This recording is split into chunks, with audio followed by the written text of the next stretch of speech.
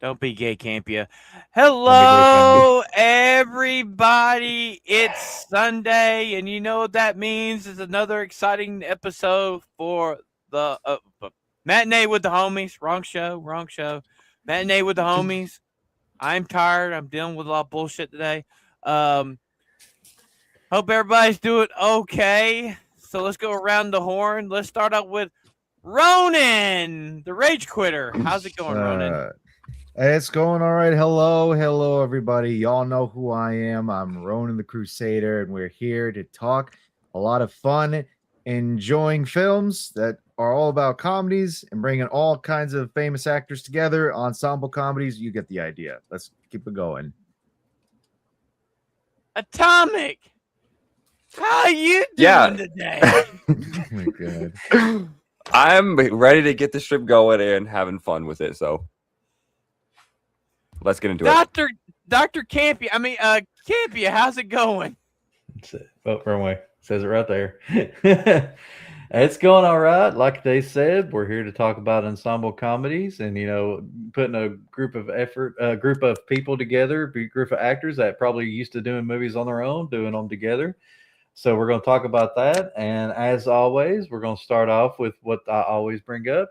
Your first reactions or first time you remember seeing a movie where you're like, oh, there's an actor. Oh, I know that actor. Oh, they got all these actors in a movie together. And I want to know what yours were. So who wants to start? I'll go last. Oh, I'm gonna be honest. It's either could you count Night at the Museum as an ensemble movie? Yes, yeah, that would be an ensemble comedy. I'd say that's one of them. That's one of the first ones I remember watching because Robin Williams was the main thing. I loved it, and Ben that and Stiller, Tropic Owen Thunder. Wilson, yeah, Yeah. Steve Coogan. Yeah, it had a great cast, and it's that's the first one I remember. So yeah. Did it stick with you? Like, why? I mean, that's what I'm saying. Like, did it make an impact on you wanting to watch movies with more actors together like that? Yeah, I'd say it did because like sometimes you get a great chemistry between actors that you never expect to have because like they're usually like in solo roles and all that. And I know Ben Stiller usually plays in roles like that. He usually plays in more comedic roles and for the most part. But like he's usually the main star. When you paired him with Robin Williams, it was a surprisingly great duo. And how they kept adding actors on for like the second one, the third one, and all that. It was fun and all that. And I think overall, I think it was great. And like I said with Tropic Thunder as well, like that was a fucking crazy movie. It was funny as shit too. Ben Stiller's one of Ben Stiller's best, I think. Oh, absolutely. What about you, Ronan? Let's see. Okay, so let me ask this. Like, would you consider Tommy Boy to be a kind of ensemble film? Because I know you got Chris Farley and David Spade. They're famous for SNL. Yes, I have Brian Dennehy's in it. Rob Lowe's in it. Bo Derek. I would agree. Because I'd think of that as an ensemble cast. Yeah. All right, fair enough. So in that case, then yes, I would actually put Tommy Boy as probably the first ensemble film that I ever watched that actually made an impression because of how hilarious the film was in general. Like, I think it was the first ever film of Chris Farley that I watched. And yeah, I saw a lot of these other actors in it too. And I've seen them in other films, I think even before and after, obviously. But like that one's probably the best one that I've ever seen. Actually, the best comedy I've ever seen. So hilarious. Just watched it over and over when I was a kid. And to this day, I still watched a lot. It's great. I wouldn't say best comedy, but I'd agree with you. It's Chris Farley's best movie. Chris Farley's best. I get it. Like it's a subjective kind of thing. Like for me, best comedy kind of fits it there just because of how much it stuck to me. I would say that's just why. Yeah. Yeah, that's nothing wrong with that. And for me, I'm a '80s kid, so fucking Clue, man. Clue having all those big TV actors and movie actors. Like I'd probably seen Tim Curry in other small roles or something, but just seeing him as the butler, and then you had Michael McKean, Madeline Kahn, who I didn't really know who she was at that point, but then I found out later on with like Mel Brooks and stuff. and she's hilarious. And then you had other actors in it, Christopher Lloyd and things, and it's just they played off each other so well. That movie is, if you've not seen it, is an underrated gem because it's just like, and of course they did screw up by trying to put different endings in the theaters as they did, but at least the movie, I don't know if the VHS did, but the DVD got it right and basically gave you all the endings. Yeah. But that movie, just like, I was like, this is hilarious. I don't know what the hell I'm watching, but I'm in completely. So for myself, I'm going a little bit more older than Clue. The Three Stooges meet Hercules from the 50s. Fuck, I love that. Oh, dude, movie, that's like man. 40s shit. Yeah, I love that movie. I mean, I'm a huge fan of the Stooges. You know, technically 3 of them are here. Ronan's just an asshole. Hey, But That's yeah, one fan. okay. That's one.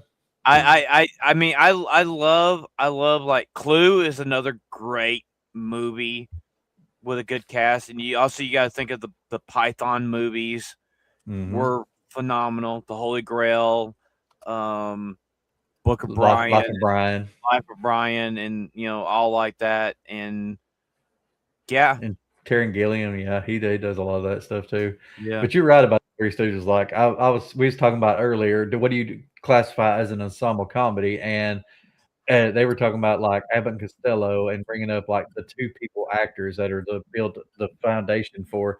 And I was like, I would go with 3 or more. So Three Stooges, I would feel would be an ensemble because you had 3 at one time. I think 4 of them was there because Shemp. Well, you had Larry Moe and Curly and Shemp at one point in some of the movies. So it could have been 4, but I really enjoyed them too. So I grew up on Three Stooges. Let's be honest, that's probably where half of us got like hurt is because we were going. Could you imagine me, Campia, either AP or Ronan, like standing side by side? We would literally be doing the Three Stooges shtick. We fucking would. I guess I'd be Larry. He has black hair, so he'd be Mo. I wonder who he would be. Hey, don't knock it. I could do the Curly Shuffle for Christ's sakes. Oh, there you go. I would say also, and a fun little fact. You know why Curly created the Curly Shuffle? Because he forgot his lines and he just did something. I guess that makes you Shemp. I will say another movie we could classify as an ensemble movie, which we talked about already, Loaded Weapon. Because it has Samuel Jackson, Tim Curry, freaking Emilio Estevez. Well, it's not a question, but let me ask you this: like spoof movies, 90% of the time do have a huge ensemble cast, and it's like it's different ones from different movies, different shows, and stuff like that. Like you said, Loaded Weapon. The scary movies had the Wayans brothers, but you also had people from TV show like Anna Faris, Regina Hall. You had I forgot the guy with the glasses, the one that was in the wheelchair, but you had Richard Moe, David Cross, David Cross, Richard Moe. So let me ask this: would you consider, if you talk about spoof movies, would that be the same thing as an ensemble comedy?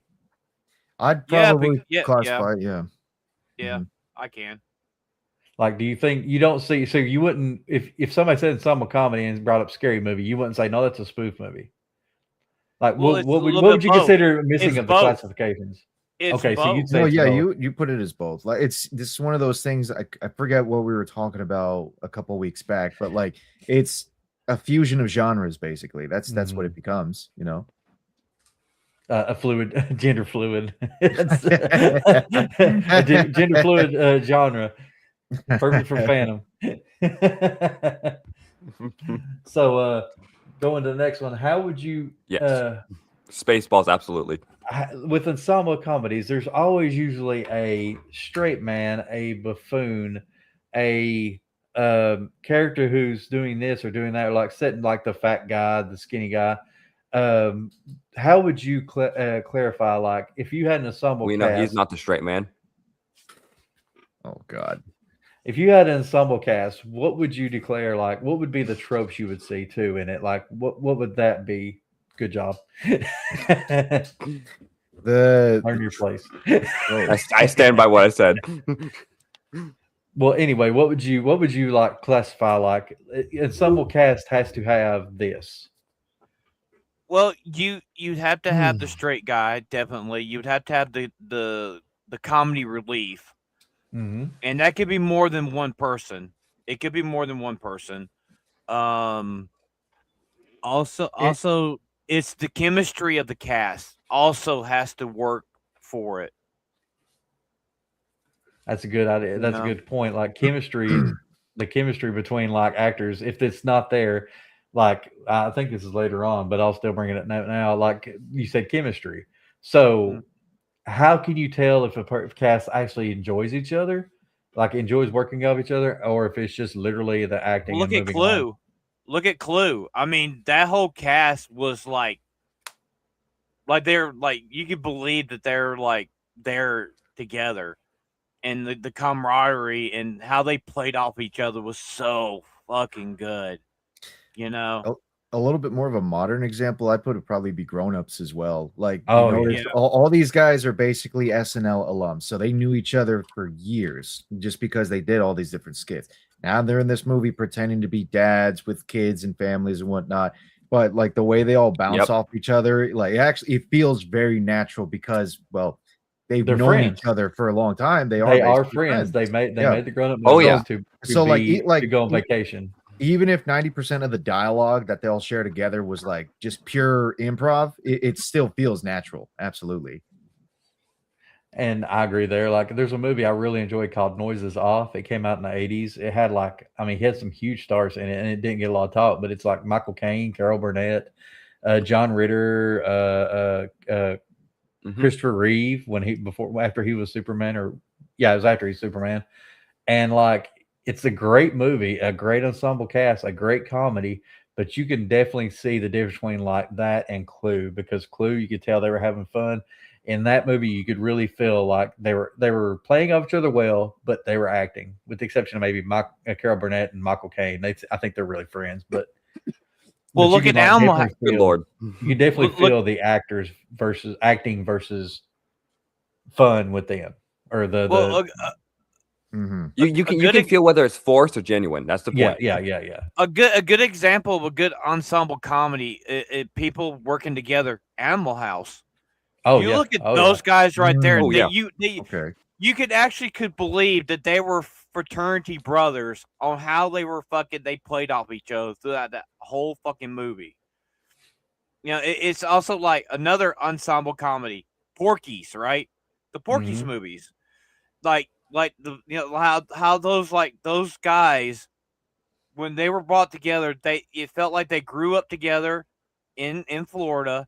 They all knew each other. They all knew their backgrounds. They probably they hang out together all the time and stuff. And it just fucking it flowed so fucking well. And you have to have that comedy. Like the one thing that's lacking in comedy today is chemistry between actors. You don't have that like you used to in the 70s and 80s and the early 90s. Phantom, you don't have that anymore. It's not just that it's lacking chemistry. It's that so many jokes are considered controversial or offensive nowadays, so they don't make them because they're scared of offending the wrong crowds. Yes. So adding a lack of willing to basically push the envelope, along with a lack of chemistry that's coming from the actors, you're basically getting a lot of crap coming nowadays that nobody really cares to laugh about. Which, I mean, fortunately, like, because we were talking about Scary Movie earlier, fortunately, the trailer with Scary Movie 6, it looks like we might actually be getting something like that again. Because they're hitting both sides. They're not caring about the politics. And it feels like that chemistry that existed like almost decades ago. Like, they were all friends too. They're all friends too. 2 decades. That's the point I'm making. Like, the fact that they're still friends even to this day, they're able to just kind of come right back into it, like, you know, like it's another day on the set for a new movie that they just started after finishing the last one. Yes, authenticity. That's the key word right there. That's the word. That's a good job, BP. There you go. Pulling a big word from your Gen Z ass. I'm very proud of my son and his brain. But it's like you said, it's like you've got to have a setup, and if it doesn't work out, you can tell when it's just like when it's just a person acting off a person. Like I will never see you again. I couldn't care less. Difference between reading the script and actually being the character. Hey, You know, a Yeah, good and it's, example of this, a good example of an actor like you would not expect to be in a comedy role, Tom Cruise. Like, Mhm. Yeah. like he's Yes. like he's Mhm. Tropic the Thunder. stereotypical. He's a stereotypical action hero and all that. And then you see him in Tropic Thunder, and it's like, what the fuck?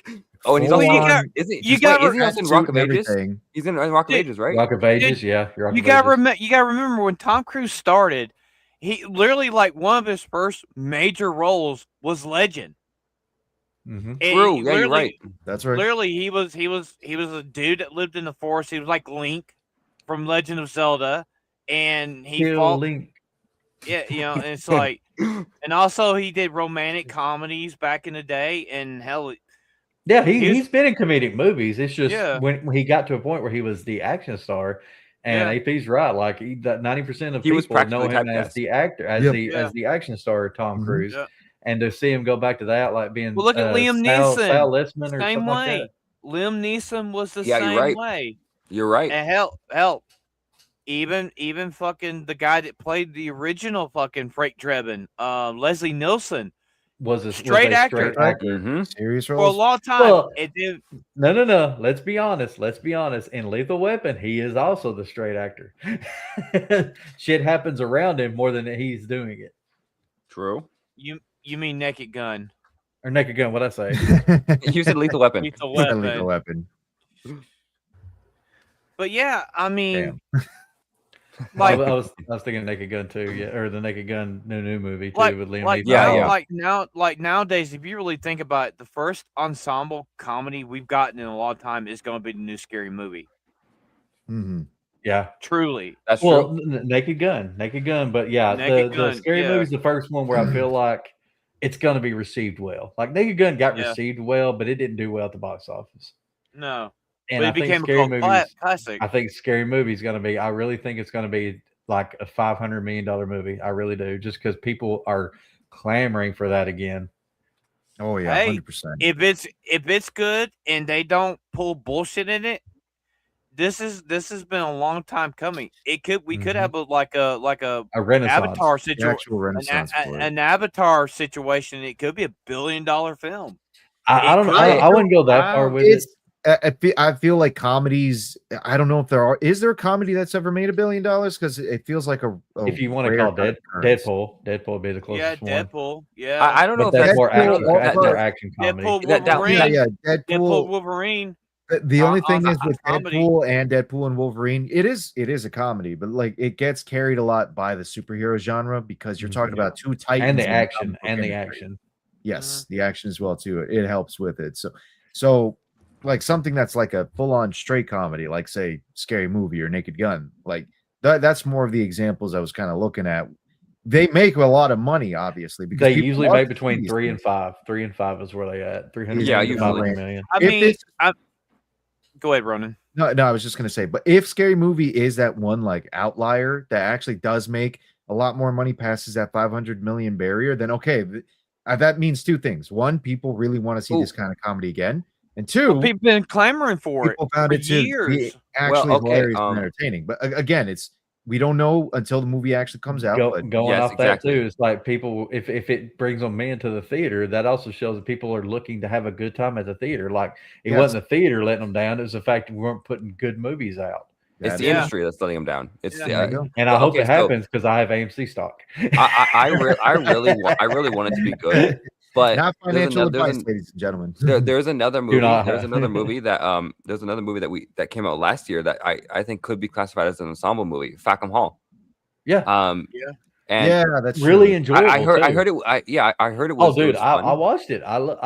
It really brings back to the, I don't want to say the pratfall, but like the Slapstick. the slapstick, but 'Cause- the Naked Gun where you've got serious things yeah. happening in the foreground, but then something funny is happening behind. I mean, And- or it had verbally too. It had Ben Radcliffe, Jimmy Carr, Damian Lewis. It had Tom Felton. I was about to say Malfoy. I forgot his name. Yeah. Tom Felton.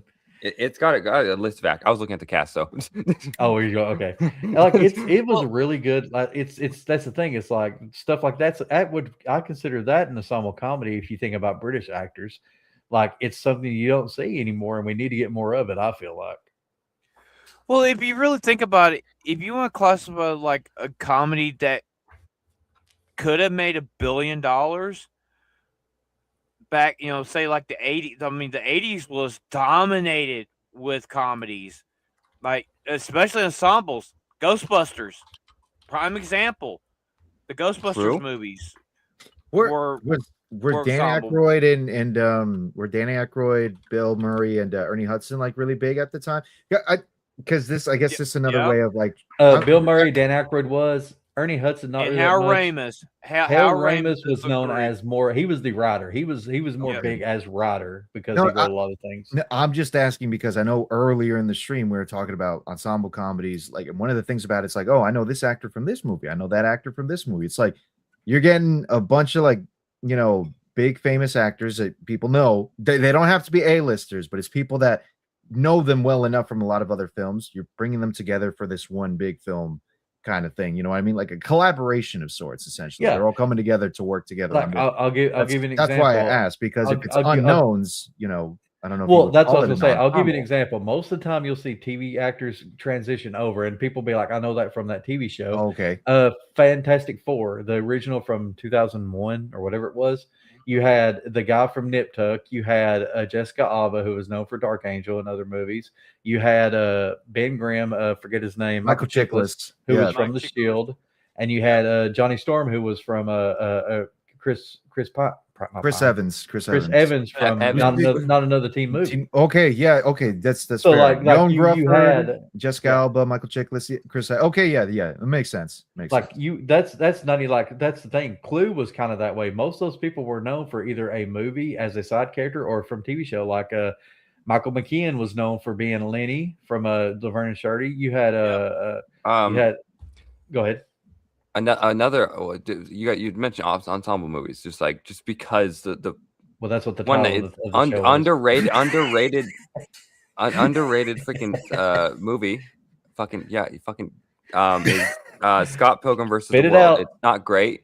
It's not a great movie, but it's definitely an ensemble comedy. I because would say it's not great. I actually kind of really enjoy it myself. I've tried watching it 3 different times. It's okay. It's not my cup of tea. It's okay. It's not my cup of tea. It's a decent comic book type movie. I wouldn't say comedy straight through, but like it's a comic book / comedy / action. It's interesting. The take is interesting. I love Edgar Wright. I love Edgar Wright, but I cannot stand Michael Cera. So, but I forced myself through that movie once and didn't like it. Forced myself through the second time. I was like, I can see parts. Forced myself through the third time, and I said the same thing. I was like, I can see parts, but no. Okay. Yeah, no, but like that's the. I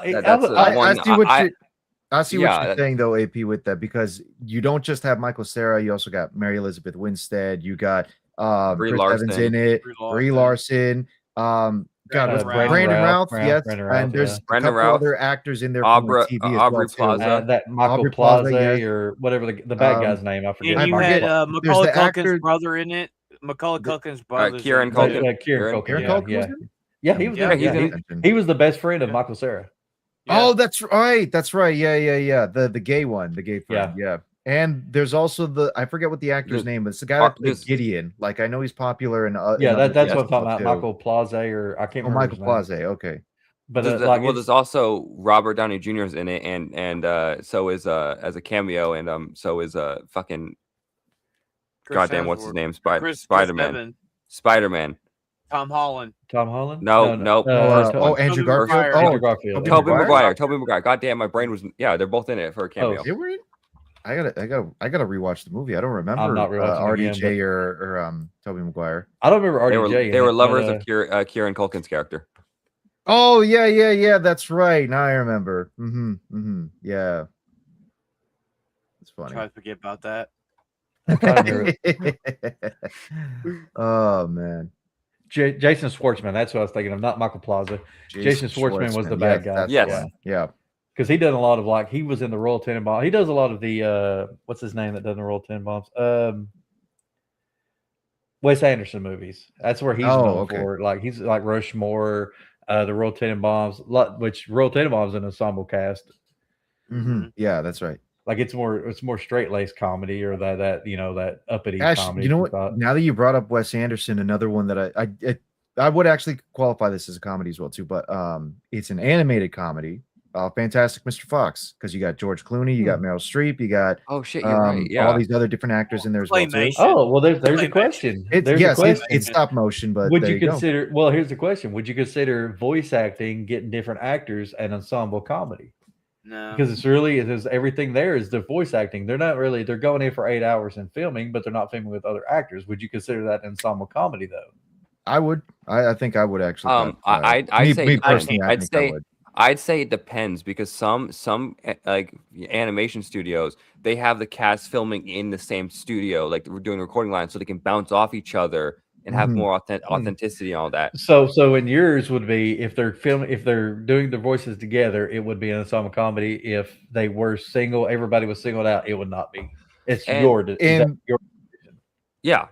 okay. I can see that being the case because to make it an ensemble as well, you definitely would have to have them working together in the same area. Oh, So yeah. that way, like what AP said, they can bounce off each other. The Lion makes- King, the Lion King had a Timon and Pumbaa, whoever the actors' voices, I forget they were, but they were in the thing together and were playing off each other, and it's you can see it you can hear it on screen, maybe not see Nice. it, but you can hear it on screen. Mhm. Nathan Lane and I know they play. I forgot the other guy who played Pumbaa. It's the one. It's the guy from Saved by Ernie the Bell. Sabella. Ernie Yeah, Sabella. it was Mr. Kowalski from not Kowalski. Yeah, Kowalski from Saved by the Bell, the summer years. Oh, The one that ran the shop Yes. Yeah. or run the beach club. If you've seen the show, you but doing all yeah, right it's there, like he doesn't know what to say. Phantom? But going off that, I mean, for me, I can't consider an animated movie an ensemble cast. I mean, you know the actors, but to me, I can't see it as an ensemble comedy because it's to me it's either cartoon, claymation, or whatever. For so me, to it's you, if they're got not to in the see room, people. it's not an ensemble. Yeah. Yeah. Okay, Yeah. let me ask you this. The people they do the Scanner Darkly movie where they basically face scan the people as Well, they're that's doing the acting. rotoscope. That's rotoscope. Okay, rotoscope. That- Would you consider yeah. rotoscope in a ensemble movie? Like if something Yes. was rotoscope. So yeah, it has- because it's rotoscope because they literally not going to comedies, they heavy drove metal. all over it. So heavy metal, you would consider a ensemble movie. Heavy metal, they really didn't use rotoscope for it. It was more animation than anything. Well, they use rotoscope for the girl at the end with the sword. Yeah, They- the all girl at those the end, things they but use. it was all animation. It's just Oh, it's an okay, animated okay. movie. It's considered an animated movie. So it depends on the medium for you, I guess you would say. Well, Like, I mean, if you what think they're- about like the Bauchi, who's the one that did Lord of the Rings? Bakshi. back in the day? Ralph Bakshi. Bakshi. Yeah, Ralph Yeah. Bakshi. That was rotoscope, Yeah. and that was Yeah, of course. so it was a mixture of the animation first movie, and, not the and second real. one. True. It was a little bit of animation mixed in with rotoscope. Mhm. So Okay, you can would actually consider tell the that difference. ensemble. You would consider that an ensemble movie. Technically, How- yes. Technically, no. Okay. It's a 50-50. Yeah, It's like Ronan 50-50. said. Okay. So with you, it would be more like you seeing them on screen. Yeah. Okay. All right, Well, then. going off that, we're gonna go to something else. Like we talk about movies. What do y'all think of ensemble television shows? Like I'll give examples: Brooklyn Nine-Nine, Seinfeld, Friends. Like what? I don't want to go into the question yet, but like, what movies can y'all think of that are like ones that you remember being like, oh, these actors play so well of each other? Like with TV, I would be okay with being actors that weren't as well known. Like Mhm. I'll give you an example: Will and Grace. Like those actors had been in other shows, but until they got together, it really didn't click. And I'm not really a big Will and Grace fan, but I will say there was quite a few scenes in that I would chuckle at. I Hmm. would have to say the cast of Wings. Nice. I forgot about Wings. Wings And- was a.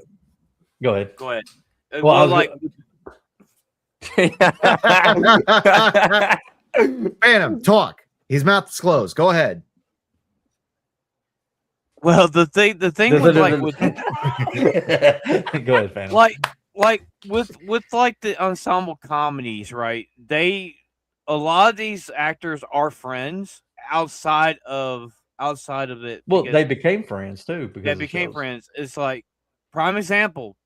I mean, like if you look at Friends themselves, I mean, all these were individual actors, low budget, indie films or Broadway or whatever they were doing at the time, and they were brought together. Why? Because they had it. They had the chemistry. They played each other off each other like they knew each other for decades, right? Yep. Because they all of them growed up as kids from the sandbox up until they moved into New York City. So they knew each other, and it was so well done to the point where they actually became fucking friends in real life, and that's just how it worked with them. Well, yeah, Mhm. like you said, Hollywood had a lot of the new people that would come in. Like, honestly, all the people in Hollywood, if you didn't know some in the, I won't say the 60s, but maybe 50s, 40s and stuff too.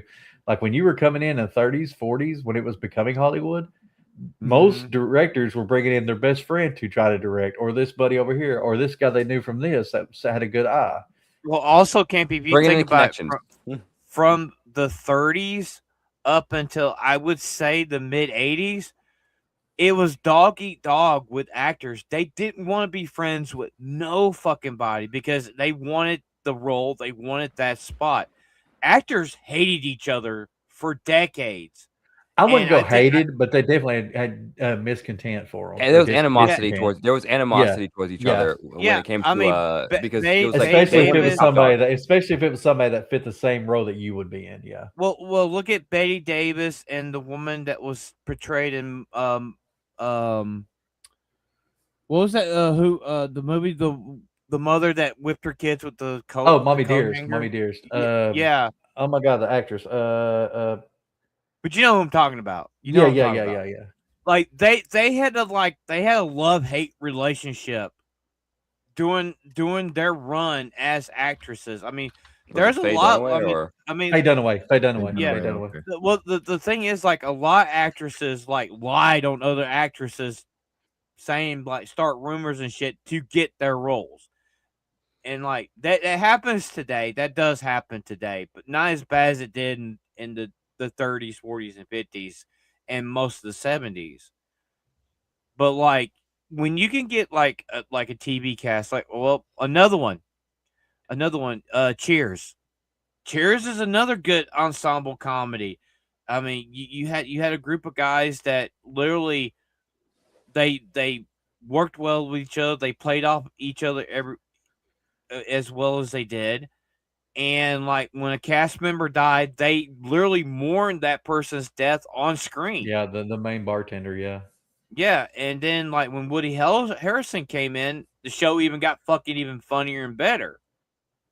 They just you gotta find that niche where you gotta find people that click. That's what you need for a comedy. You need people to click. Well, you said yourself, like people get together like that. Firefly is a loved show, sci-fi, and to this day, like they're about to do an anime show. The guys here just told me. I didn't even know. I knew there was going to an announcement, but like Alan Tudyk and Nathan Fillion and Adam Baldwin, not Adam Baldwin. Yeah, it is Adam Baldwin. I thought it was Steve Baldwin. Is it Steve? No, sorry. No, I think it's Adam. It's Adam. No, It's yes, Adam. Baldwin. It's My Adam. bad. Yes, But it's 'cause I like remember it they was- have gotten, in Nathan Fillion's shows, Castle and Rookie, you've seen Adam Baldwin come in. Alan Tudyk and him did a web show called Con Man together. Like anything Alan does, Yes. Nathan's like, I will be there for it.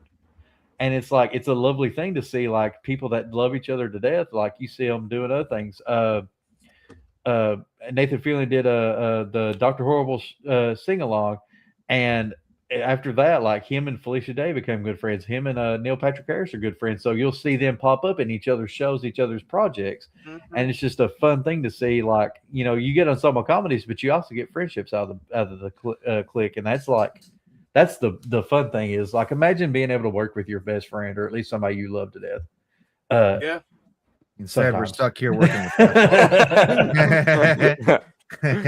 with Sometimes, but it's like it's nice to see. Oh yeah, like, when we you don't have want to be somebody being around an each other. asshole half Shut the up! damn Shut time. up! Shut up! I damn it, Phantom. When you want to be somebody around, this is what I'm talking about. Fucking female. Phantom's the female in this one. I tried to but it's like find my you get- camouflage hat to wear Shut the today, but fuck I up, couldn't Phantom. find it. Anyways, go ahead, Campia. I hate you so much. Go. God Right. damn it. Nice job, Phantom. I done forgot where I was leaving off. Thank you, Phantom. Fuck I you. broke him. I broke him. I broke him. So we're going to move on. Go ahead and bring up the list of TV shows. We're going to talk about a few of them, but like there's quite a few of the 90s. Like I said, TV shows. This is what I was going to say. TV shows in the or movies in the 80s and 70s, 80s, 90s. You were getting a lot of those ensemble comedies, but ensemble comedies really switched over from movies to television in the late 90s to 2000s. So these are some 90s shows that we were going to talk about. Like it's you said it yourself, like Friends there. A show that you didn't see. They were not friends beforehand. None of them were friends beforehand, except maybe I think two of them. I think Arquette and not Arquette. What's her name? Courtney Cox and Matthew Perry. I think were friends. They were friends beforehand, but everybody else was new. So it's like, and they built this relationship. They built it so well and so good that without any of them, they were all like, we're all getting $1 million an episode by the last few seasons, or we're not going to do this show no more. And everybody stood by each other. Well, it's like Big Bang Theory. It's the same as Friends. Yep, I mean, exactly, literally, it's the Friends of the 2000s is Big Bang Theory. Literally. Agreed. Yo, Kohlhauser. Hell, Kohlhauser. But I can't consider The Simpsons an ensemble comedy. I just can't. Because it's voice actors.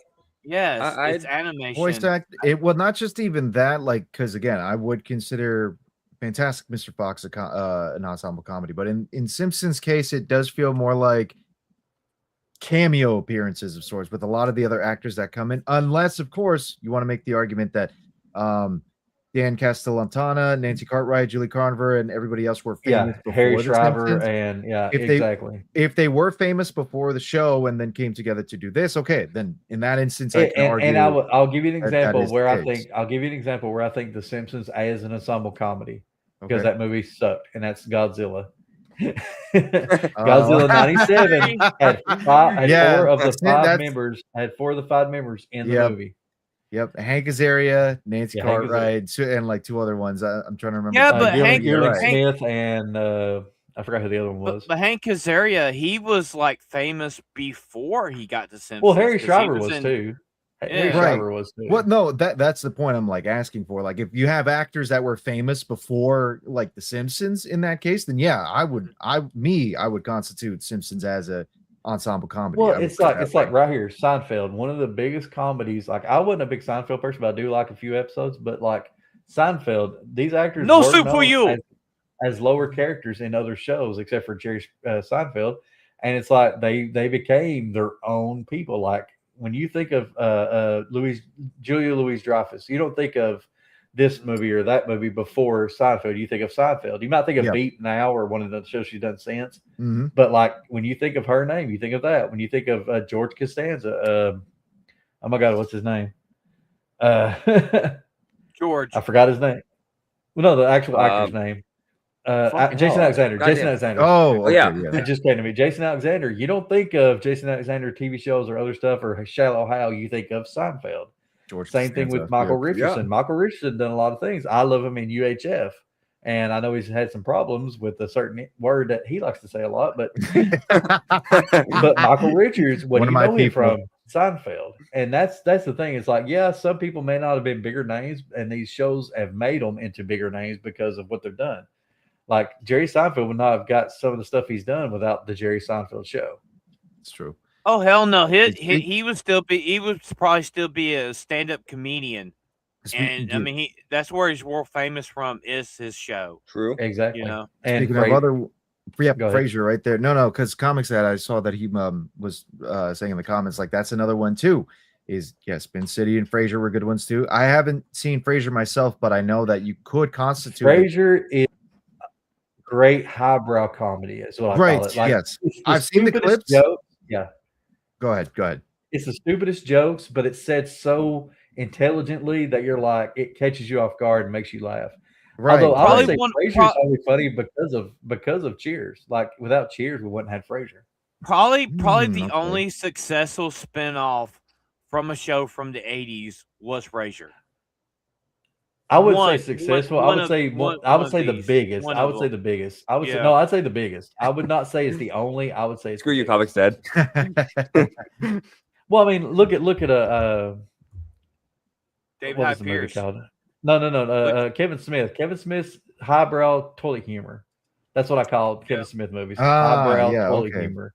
Yeah, And Will and Grace, like I see. said, Will and Grace. I'm not a big fan of the show, but not Deborah Messing and not Eric McCormick, but the other two, Megan Mullally and That show did not go to 2020. What the fuck are they talking about? yeah, it That show did. never went It did a 20. reboot. They did a remake. Remember, or the reboot? Oh, did that a was se- a something. season- I never knew they did that. I never knew Yeah, they did they that. did did a I. season, either a season or two reboot of it, and they brought them back. Like the comedy in that is from the two friends more than it is the main two characters, and it's like but Megan Mullally and I can't remember his name. It ain't French Stewart, is it? No, it's not French Stewart. It's whatever that guy's name in the picture there.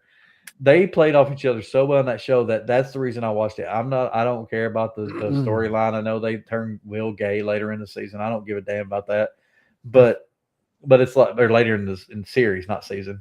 But it's like the comedy that was coming from the two side characters kept everybody. That's what you would hear talked about. Like her the water voice. cooler Her moment. voice is what made it funny. Her Or voice made it fucking her funny. high pitched voice and his comedy Yeah. with her. I mean, just play with each Yeah. other, and it made it worthwhile. The '70s show, like let's be honest, without when Topher Grace left, that show went to shit. But until then, Yeah. they were Yeah. played off each other so well. We're not going to talk about Well, it a wasn't certain only guy who Topher went to Grace, jail. is when Ashton Kutcher left too. And He didn't leave. The show just, He never left. Yeah, he did. He did leave. He did He leave didn't because leave. he was He doing. didn't leave. He only did he missed a few episodes on the last season, but he didn't Right, actually right. leave.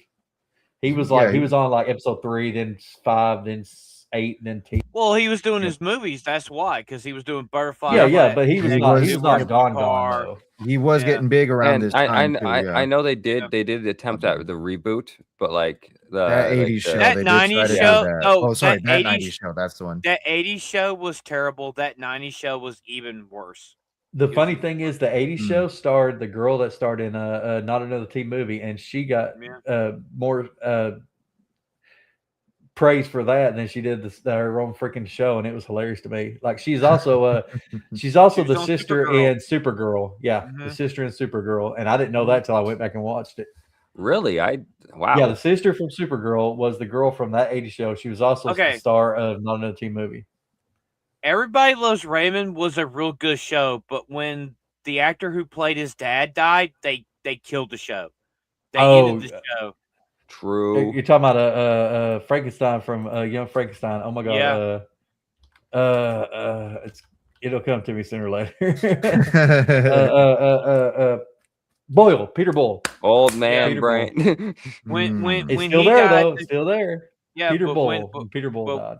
But when he died, they ended the show, and I know they did. They didn't want to do Thank you, a. Comics Dad. I didn't have it. They though. didn't want. They didn't want to like reboot the series. So what did they do? They just did a reunion where they were on the set with interviews and everything, which was perfect.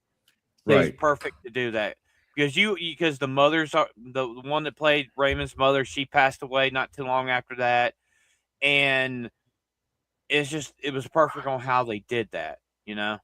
I couldn't watch the show because I like Brad Garrett, but Ray Romano's Romano. voice just rips through my body like a fucking chalkboard, like the nails on a chalkboard. Dude, that's the reason Ray why I Romano's cannot voice- stand Ice Age. I can't I was stand just gonna Ice say, Age. I'm assuming you didn't like Ice Age then in that case. I was okay with Ice Age, but it's still I had to like fight through the. His voice is jarring as shit. His voice is jarring as shit. Like when you hear it, it's like, whoa, hello. It's like a nasal. Dude, probably one of the greatest ensemble Greatest? comedies of all time. Grittiest. Married with Children. Married with Children is probably one of Agreed. the funniest comedies of all fucking time. Like Ed O'Neill was known before that for movies. Yep. Patty Segal, she had done a lot of TV show with that, but like And that singing. filled them. And singing. And Yeah. singing. Yeah, she was a singer. Yeah. And just Married with Children, it went what 10 seasons, 12 seasons, I think. It went And it was 10. it was one of the first comedies that actually had done 10 seasons since like the It made 60s. Fox. It made Fox the network that it is because Without it wouldn't have, yeah. because it came out the same time as In Living Color and The Simpsons. I disagree, Kohauser. I disagree. I think you got to go up to like season 8 or something. When they brought 7 in, the whatever cousin kid, that's when it went downhill. But also you have to look. It made Christina Applegate a fucking star. It literally made her a star. Yes. And she was everywhere because of this show. It's hard. Yeah. It's hard her health right now, which gotta pray for her because she's going through health issues now. Yeah. But it literally, you don't tell me a guy that don't go sit on the couch and puts his hand up to his thumb in his fucking pants, leans fucking back and do the Al Bundy, for Christ's sake. To do the fucking Al Bundy. At least at that period of time. Yeah. At least that period of time. And the same, it also, David Faustino, man, it made him money. Yeah. And they did that. They also it brought them. They did the animated series with them for a little while. That was people liked it. People kind of liked it. I didn't care for it. Yeah. Home Improvement was good. Tim Allen, that was Tim Allen's jumping off point for being a television dad. Yes. Yeah. And people watched the hell out of that. That was such a long series. I don't know if it went 8 seasons. I think 8 seasons. Like this was actually one show I watched because they were airing it on Nick at Night quite a bit. They were doing like a bunch of reruns on it. Really? Like maybe 10 years back. But I actually really enjoyed.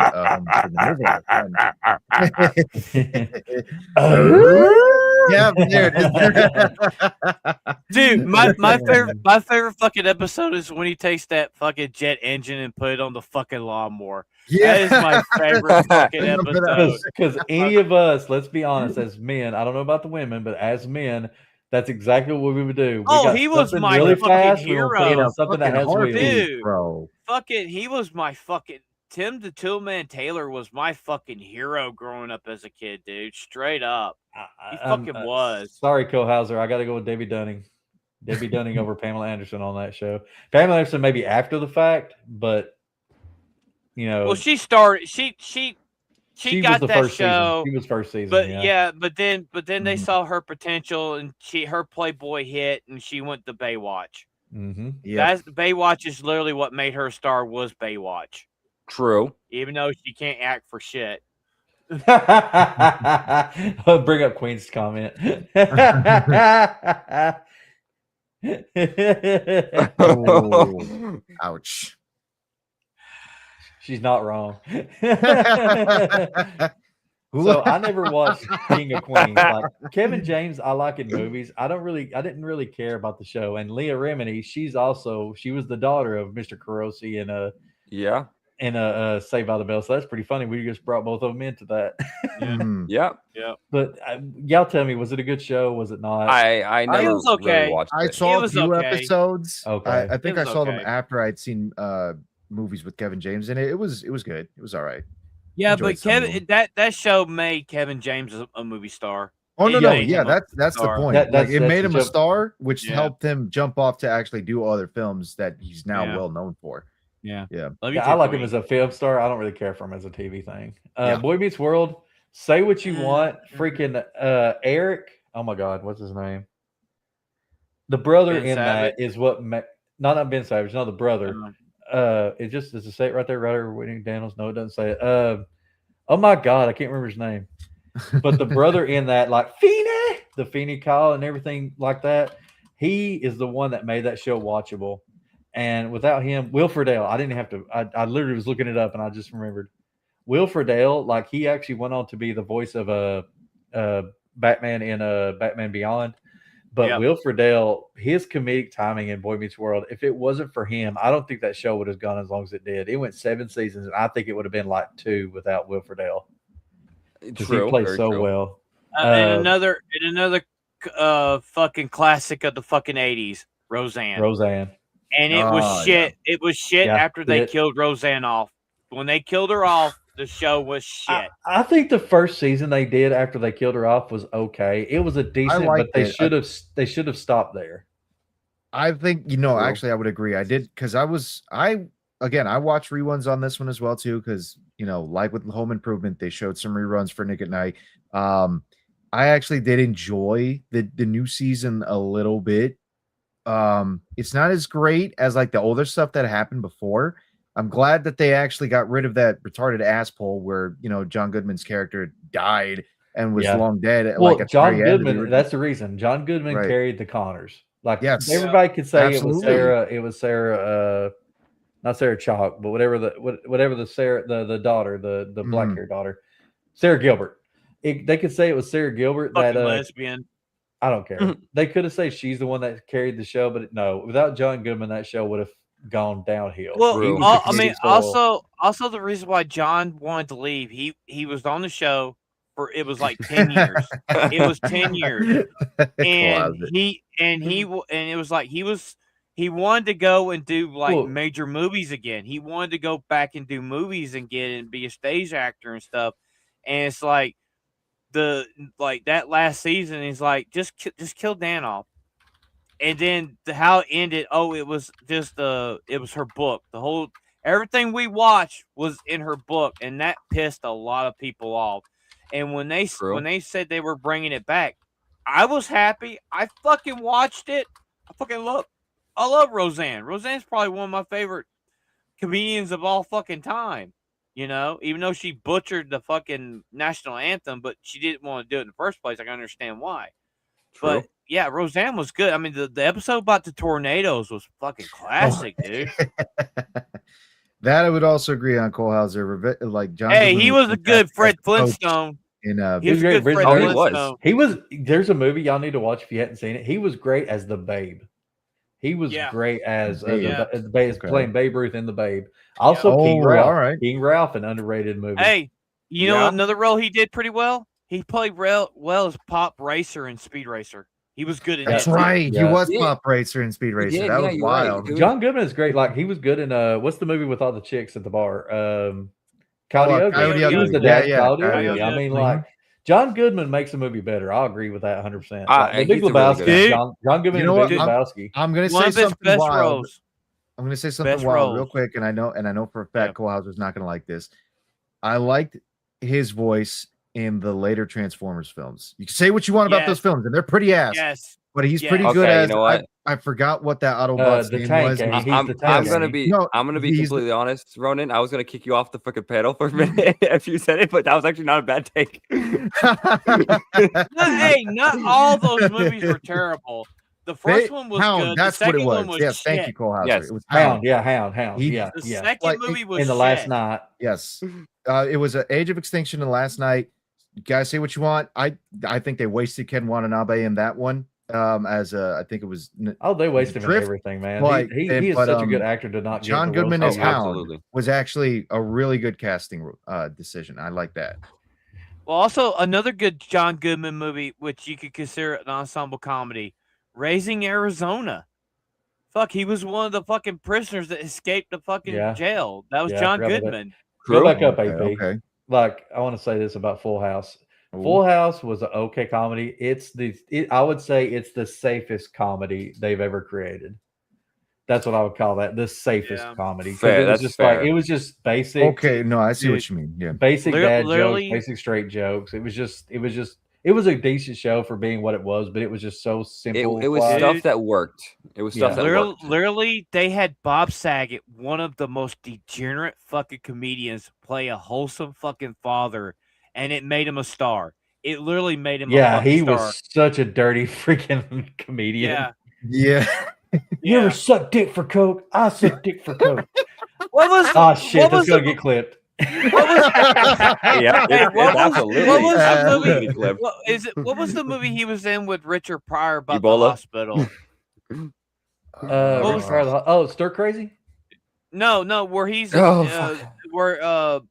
Richard Pryor is he's an escape convict, and he becomes a doctor in a hospital, and it's supposed to be like during a hurricane. But Bob Saget's in that movie. Critical condition. Critical condition. Yeah. Critical. Yes. I never heard of that. No, I never heard of that. I haven't heard Yeah, it. Bob I literally Saget's just had in to it. look it up, but that's what Yeah, it is. Bob Saget was in, and this is like right before he got home. He got Full House. They got Wesley Snipes in here too. Holy shit! Yeah, yeah, he's like one of the villains in it. Yeah, Huh, cool. We'll have to check that out one day. Yeah. Underrated. What do you like, guys- we'll do a show about underrated movies, and maybe that'll be one. What do you guys have Alright, about nice, yeah. news radio? News radio was good, but when Phil Hartman died, the show died with him. Yeah, I The mean, show that's died basically with it. I- Like it was Yeah. a decent show, but once he died, they did one more season afterwards, and then you could feel the cast didn't want to be there, nobody wanted to be there. It was literally out of obligation. Oh God, Andy Dick was in Joe this one. Rogan. Yeah, Joe he actually Rogan. no. That's before he become insufferable asshole. Oh, okay. Well, Okay. before he became- Also, Stephen Joe Root Rogan's was great first- though. Joe Rogan's TV show that got him Fear Factor was news radio. Was it? Really? I didn't Joe know Rogan that. was on the Oh, show. shit. Yep. Okay. Joe And Rogan of was on course, the show. say what you want, man. Fresh Prince, like everybody in that show Oh, had dude. a It was role, already and famous from before. Dude, Yeah.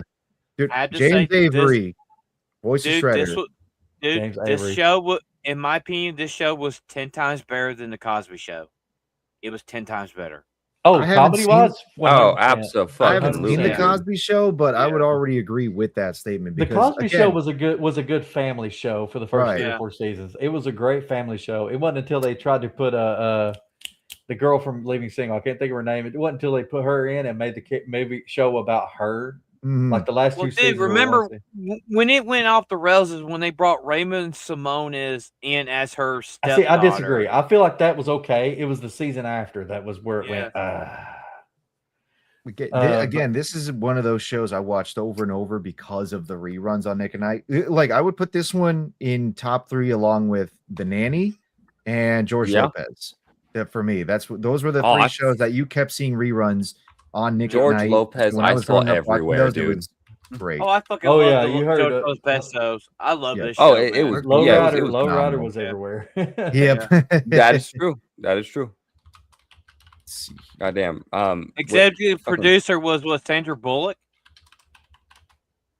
Really? For the I Yes, didn't know that. yeah, Yeah. yes. Now I remember. Yeah, Sandra Bullock was one of the executive. Third producers Rock for that from the show. Sun was fucking hilarious. I I love fucking John that Lithgow. show. He does a great. He's one of those actors that does a great villain or funny guy. Like he could just Mhm. turn it on a dime.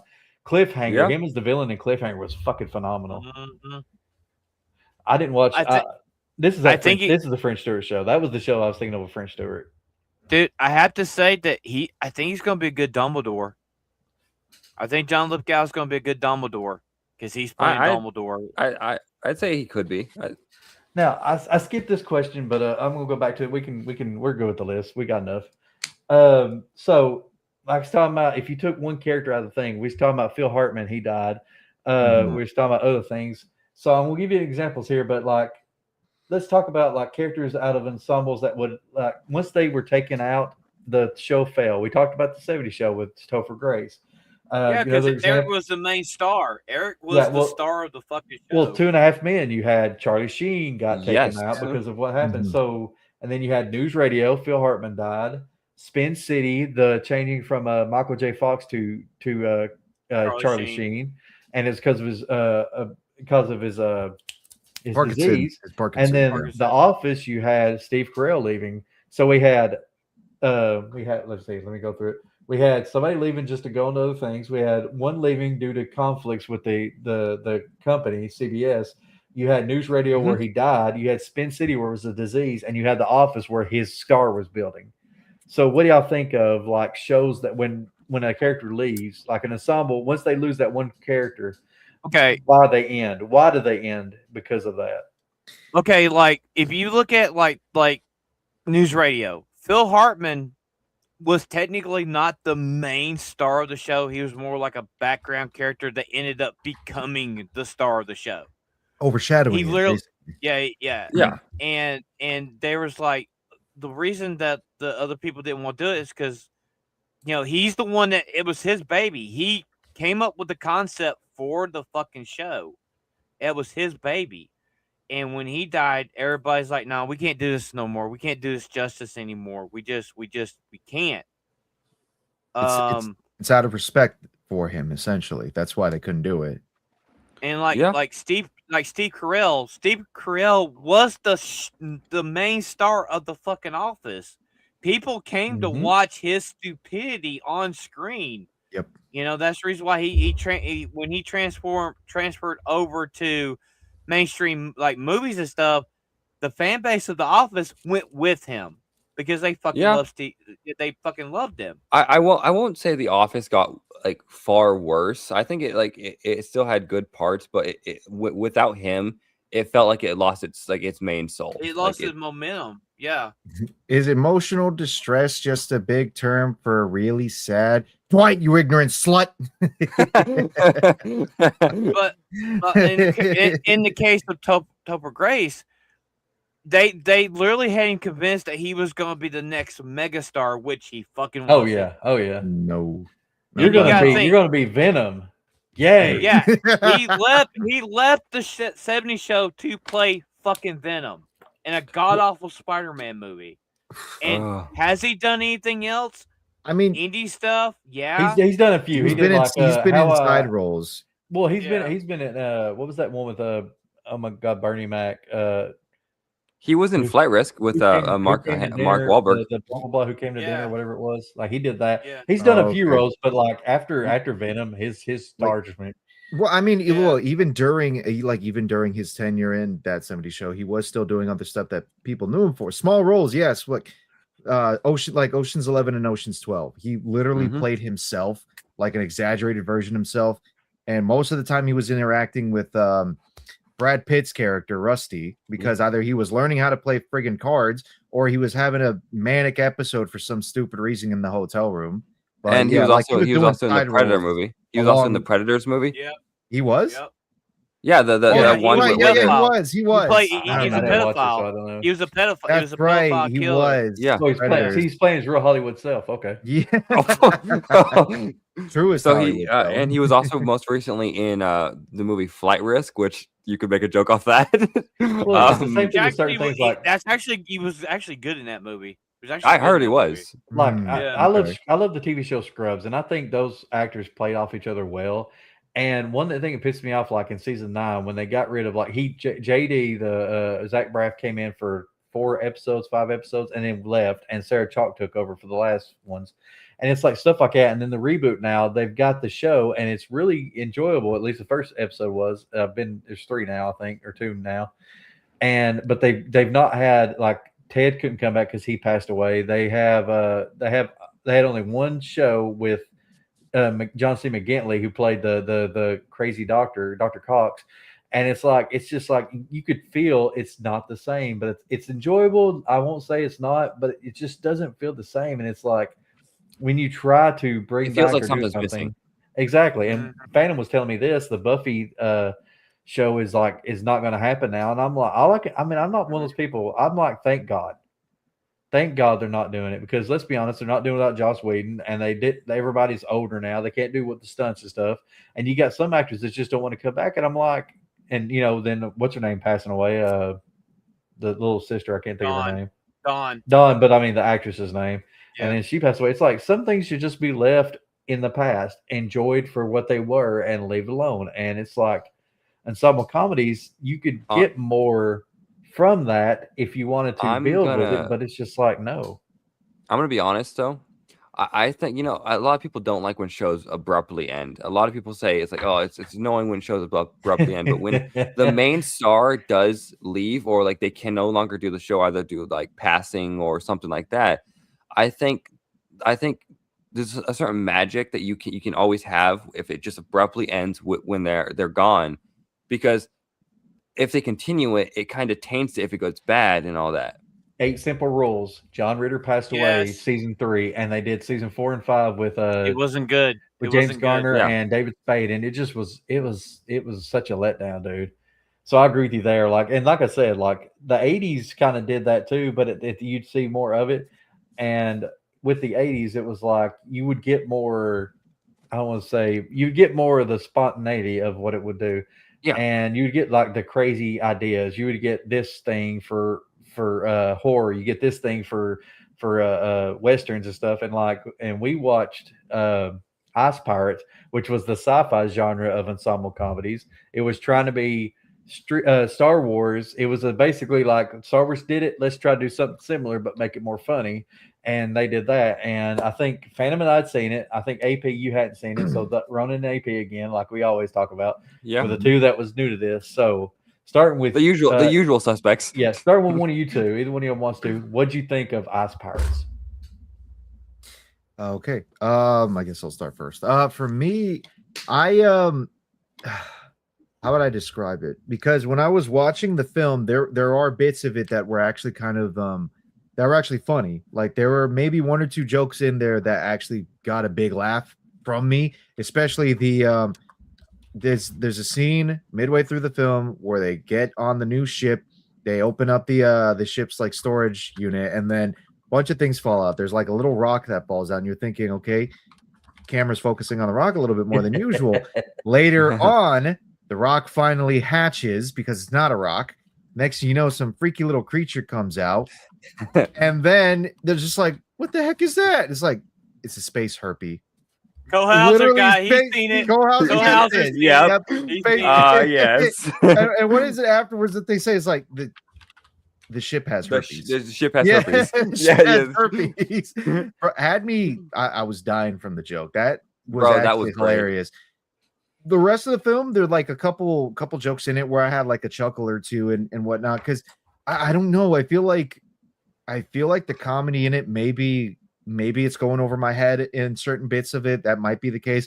I can understand it to a degree, so that's why I'm still able to laugh about it. The space herpy thing, obviously everyone understands that, so I was able to laugh from that. But yeah, that was overall, like Ronan loves the black jokes. Putting the black jokes aside, I did like it though for the set design. That's the one thing that I will say actually got my interest more was the kind of world that they were building in it, the sci-fi world. It's sci-fi, but they're still keeping this like swashbuckling, adventurous kind of attitude to it because literally called Ice Pirates. Everybody's using blasters, which kind of look like flintlocks, but most of the time they're fighting with swords or melee weapons of swords, which is great. It's hilarious. Honestly, I'm perfectly fine with that.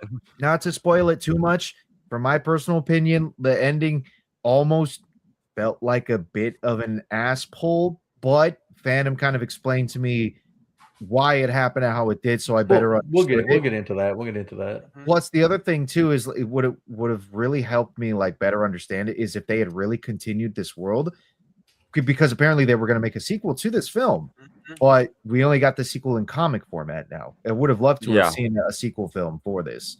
That way, it would have been more engrossed into the whole thing. But me, I would give it a solid 8 out of 10. I actually did really like it. It was fun.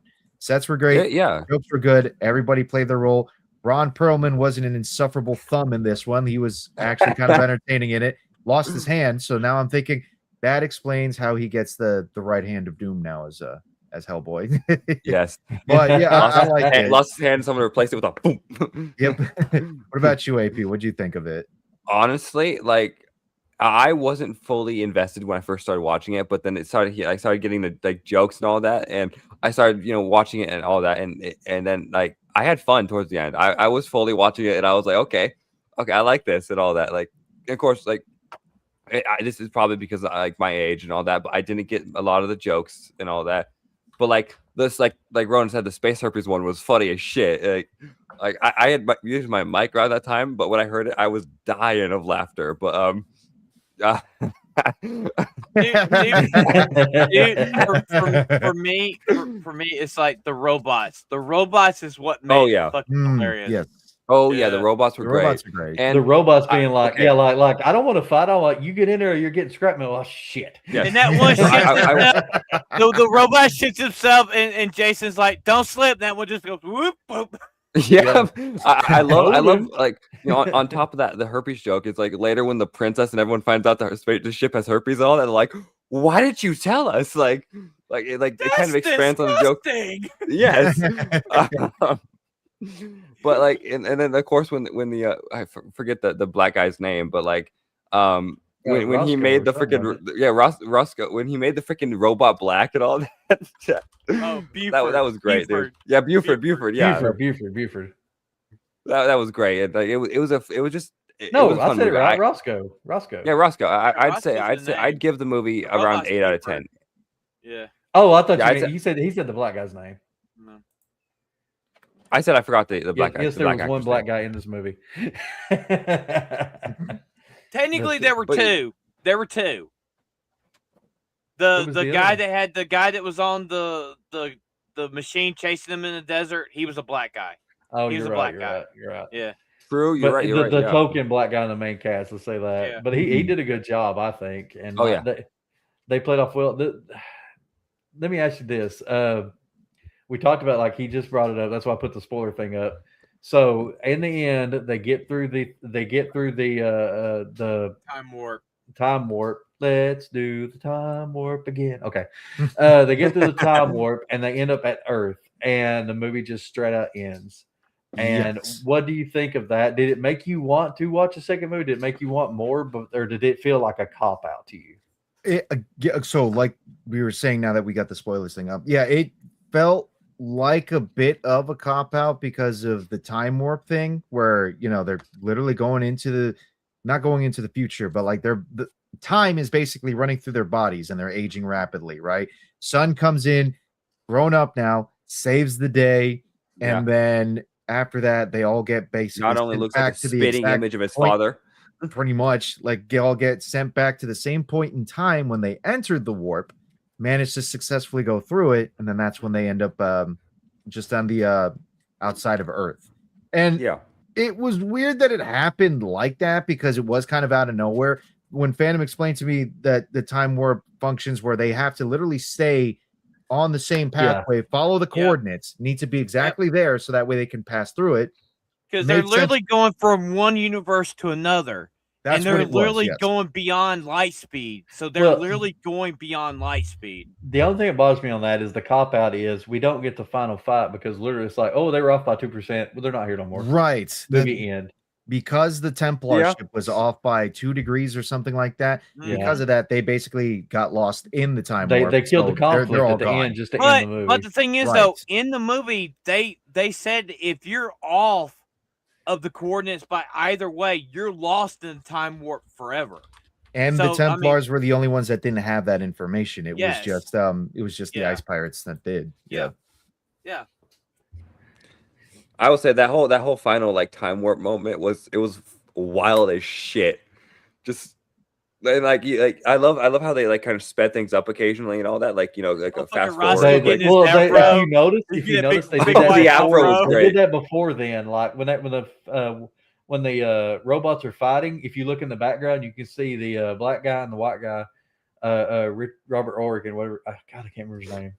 Yeah, Robert Ulrich's the main actor. He was And Michael Michael Robertson, Robert Ulrich. You're gonna see them like they're sitting there like cheering them on and stuff, but you see like the tick tick tick tick tick tick tick tick because they're doing Yeah. the quick motion because the robots were so damn slow they couldn't move Yep. and shit. So they had to speed it up, and you see in the background they're moving fast too, but it's Mhm. really on the very end of the camera, and Mhm. it's like stuff like that. Like they tried their best to make it entertaining, and let's be honest, it was entertaining as it can be. Was it great? No, but it was fun to watch. And that's what movies nowadays that don't have. Where's the fun to watch anymore? Well, also So, there's Even there's if the fun- movie's there- bad, like those like movies like There's pretty always early parts. 2000s, there's always fun to it. Well, there's Anyway, go also ahead, there's a little fun fact about the movie. So you remember the CD in the beginning of the movie that you saw? You probably saw that in another movie. That's a city from Logan's Run. They reused this footage of the city for Oh, the city okay. on that planet. Yeah. Yeah. So we- they we- used we- yeah, ahead. they reused it. They've reused that scene like multiple times. So I mean, same thing with Starship Trooper armor. You see that in every freaking movie.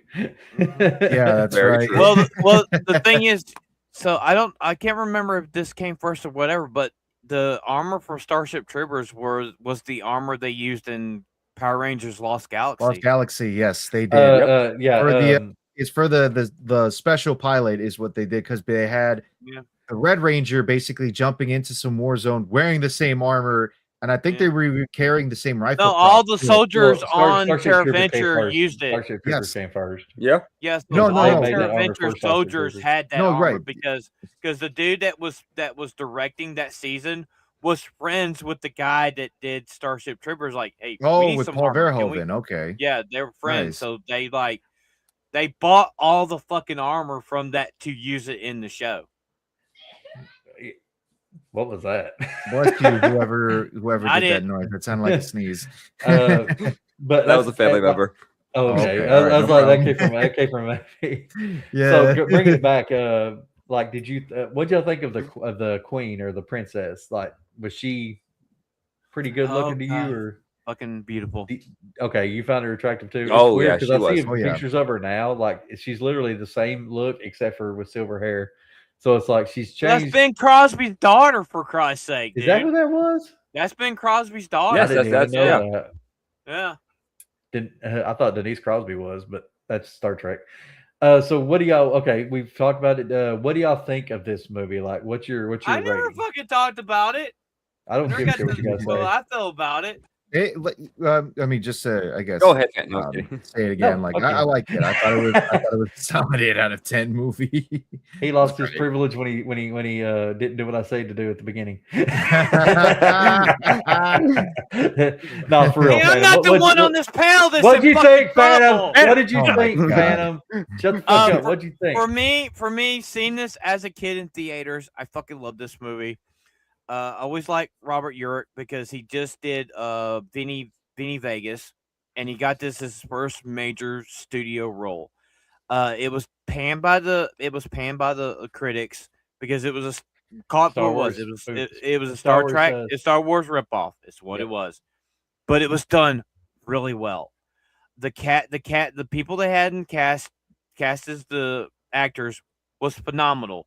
Was it Robert Carradine? Robert was Carradine his was a bad guy. Yeah. Yeah, that was his last movie role. He died right after that. He never got to see the movie. He died right after the movie. And the bad guy that played his henchman, phenomenal actor. Most of the characters are basically they were television stars that got thrust into movies, right? And Angelica Houston, fucking beautiful, Looked fucking fine hot in as that hell. movie. Oh, Yeah, before she got True. fat. yeah, well, of course, she's 80. She's not 80. Yeah, and I just 74. for No me like excuses. that movie to me is always going to be a 10 out of 10 because it brings back memories. It brings back memories. You know, being at home Saturday afternoon, it would be on HBO, it would be on like TBS or TNT or something. They would bring it up and I would sit and watch it. Every time it was on TV, I watched it because I fucking loved it. It's got a phenomenal soundtrack. The songs are fucking phenomenal. The main theme of theirs, it does True. get played a lot, but it's a good fucking theme for the pirates, you know? And it's like Let's the be honest, though, robots the are funny ice, as the hell. search for ice, the ice pirates, the ice thing Mhm. really had nothing to do. They just wanted to call it that because they was looking for ice at the beginning. Well, they're looking for Had water. no It's aspect, no water. impact. Yeah, it was water. Yeah. It should have been water pirates, but Yeah. that wouldn't be as cool a title. Yep. So Aqua what Pirates. do you give this, Phantom? I already know, but what do you give it, Phantom? I gave it a 10 out of 10 because I fucking love the movie. Right. Shame. Well, it's Always my give it- childhood. You know what? No, you know what? The thing No. is, Just my every movie childhood. we reviewed, you give 10 out of 10. I'm just like, I'll be a give him. critic, Look, asshole. well, he didn't give. What's that stupid Steven Spielberg movie again called? The one that we watched. Oh God. Oh shit. Oh, I one gave with Goldie it. I Hawn? gave it a 3 out of 10 because that movie. You was see, there you fucking go. That one stupid. wasn't a 10 out of 10. That was a. I fucking forgot. I stupid-ass damn forgot movie. about that movie completely. Yeah. That movie I was can't- horrible. Sugarland Express. Sugar, Yeah, yeah, that one. there it is. Sugarland Express. That one was. And if I remember right, I gave Bird on Wire a 9 out of 10, didn't I? Or did I give it a 10 out of 10? I think you said 10 out of I think you said 10 out of 10. Yeah, Yeah. nostalgia also hits good. Phantom 10 out of very, 10. very But top. I was gonna say I'll Yeah. give credit to Phantom for this because fucking Beardo is the complete opposite. He won't ever give anything a 10 out of 10 because like Mhm. 10 out of 10 means it has to be perfect and there's no perfect things. Like, don't give me the fucking Jesus argument now. Well, Okay, I buddy? mean, Come on. I'm the same way. The only movie I've ever given a 10 to was Princess Bride. Well, the thing Okay. with me is I like respect it. on my rating system, give you that. if I enjoy the fucking movie, even though if it has problems, if I can see there's more good to it than problems, I will definitely give it a 10 out of 10. It's your Like- personal rating though. Like No, that's no, the yeah, whole this thing. is yeah. You Right, can give it a right. 10 out of 10. I just like busting your balls. Hey, dude, I gave Objectively, hey, you're wrong. After we watched K-pop Demon Hunters, I gave it a 9 out of 10. I gave it a 9 out of 10 the first Yes. time I watched it. It 'Cause it was was like live it was action. like it was like Now the it's fifth 12 out of time. 10. After like the fifth viewing, after I watched it and like got more more clarity on it, I gave it a 10 out of 10 after that. But before that, it was a 9 out of 10 for me. There's you know? another story we can go with, like movies that you watched the second time that made it better. Yeah. There's Okay. another. Yeah. Okay. That's a good. Yeah. Oh, So AP, go next. What do you think? What'd you give it? 1 out I of give it 10. 8 out of 10. 8 out of 10. 8 out of 10. So it's a good movie, but you don't think it's a perfect movie, of course. Right. Well, yeah, I that's kind of how I feel about a lot of movies. I don't think any movie is perfect, but like if I enjoy you- them, I give them a higher ranking. I'll tell you this much: if we would have watched Caveman, I probably would give it a 10 out of 10 too. Yeah, I know. Even though it's a terrible fucking movie. Nostalgia leads your heart. Yes. And there's Yes. nothing wrong with that. Some people are that way. Yeah. Some people like there's certain movies, certain TV shows I watch that I know are shit. Like The Room is shit, but I love that damn movie because it's so fucking stupid. Ronan, what did you think of the movie? Yeah, no, yeah, 8 out of 10. But it actually made me think of I mean, I already said 8 out of 10 before. Oh, did you? I didn't. He said it. He said it before me. So AP stole it from me. You know, son always stealing something from the dad. But no, it made me father, like son. it made me think of something actually, because I know we were talking about how, like, you know, there are movies that we watch that are nostalgic, and like we look back at it and it's good, and then the next thing you know, we watch it again, it's like it's got problems, but we still consider it good, because now it makes me think of like objectivity when it comes to films in general, or just any kind of medium or video games. Like the only other reason I bring this up, and I know it's a little off topic, but we got there's a small creator. Running if you didn't. There's a small creator who's called Words of Paradise, Leon. I know we all know him because like he's friends with Moxie, who we had on the not on this show, but on For the Homies before. And he kind of went into a long tirade against the new Resident Evil game and brought up the idea about like nostalgia blinding people, praising that game. And now I don't have my full thoughts on it because I'm still playing through it, which by the way, you all should go and check out on my channel. I'm streaming through it. Anyways, the reason I'm bringing it up is because cheap plug. The reason I'm bringing it up is because like it's got me interested now about like films that yes, we all grew up watching, like Phantom's grown up watching everything ever since they invented film in the first place. And it now makes me wonder like how much like nostalgia blinds us when it comes to movies that we watched before and when we watch it again, like how we view it now at that kind of point. And if you would still consider it good. Oh yeah. You know what I mean? Because you could do a movie where like the first time you saw it, you fucking hated it. Then like when you're a little older and you can get the references and stuff, you better watch appreciate it. Fucking love it. Yeah. Right. National Lampoon's Vacation. I didn't understand any of that jokes and stuff, but like watching as an adult, it's hilarious. Oh yeah. Like the only thing I found funny as a kid was when he punches the bull in the nose. But as for me, it's I can't go 8. Like 7 is my good sweet spot for it. I think it's an enjoyable movie. I think it's a fun ride. I don't think it's a great script. I don't think it's a great execution of what they had, but it's still enjoyable enough where I think people should give it a shot. Like I won't say people should watch it, but people should give it a shot if they like that type of movie. If you're a fan of Star Wars, you like comedies, I think this movie is one you'll enjoy. But like, I don't think it's going to be your top one unless you watched it as a kid, like some asshole. I think if it's going to be your number one, it's a very specific niche of like taste in movies. You got to be a Star Trek, Star Wars like that lover. Yeah. No, you know what I was getting a vibe from watching this is that it felt, and I know this guy didn't make it, but for some reason I was getting Roger Corman vibes when I was watching the whole thing, which is funny because Roger Corman made Battle Beyond the Stars, which is another Star Wars ripoff. Yeah. So. Well, there you go. A movie we should watch. A movie we should watch. Fair. We should watch that movie. No, well, we all give our review. We're going to do 2 last things. We're going to talk about the list of movies that we have from IMDb. and then we're going to have one final question that's going to kind of throw people off, but we'll see what they got to say about it. Oh, So boy. bring up the list.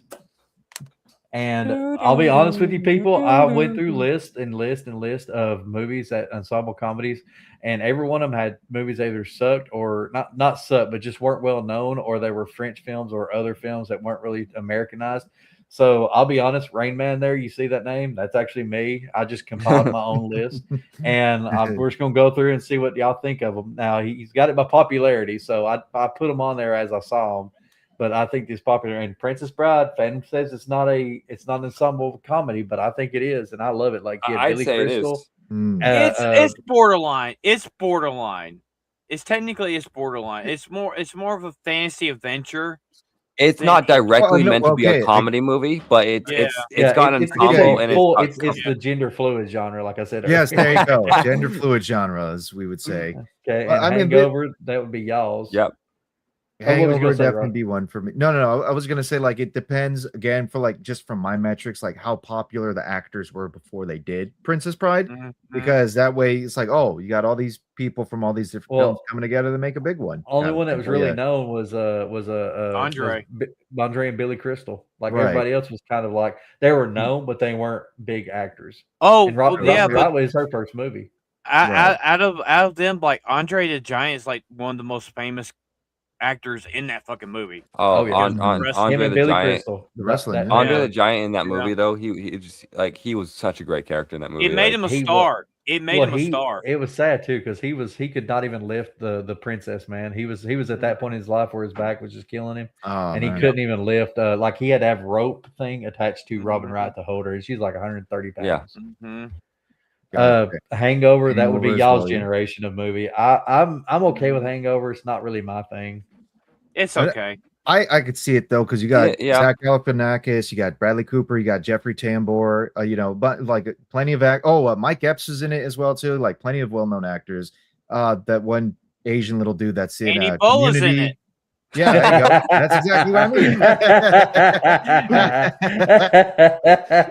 mean. What he's gonna come in the chat? What did I do? Next one on the list, Ken Jeong. Yes, next one on the list though, and like I know you said, Hangover is more of our generation, but this one I connect a lot more with. Big Lebowski. I think that's the man. That guy's between millennials and Gen Z. I think that's kind of a Big Lebowski. Can we honestly say, fucking Ocean's 11's a comedy? That's more of a it is. It's comedy. It's comedy espionage. It's a heist movie. It's a heist. It is a heist movie. It's a comedy heist movie, but there is still some comedy in it. They make fun of each other through the whole thing. They talk shit to the bad guy through the whole thing. I think it's a comedy.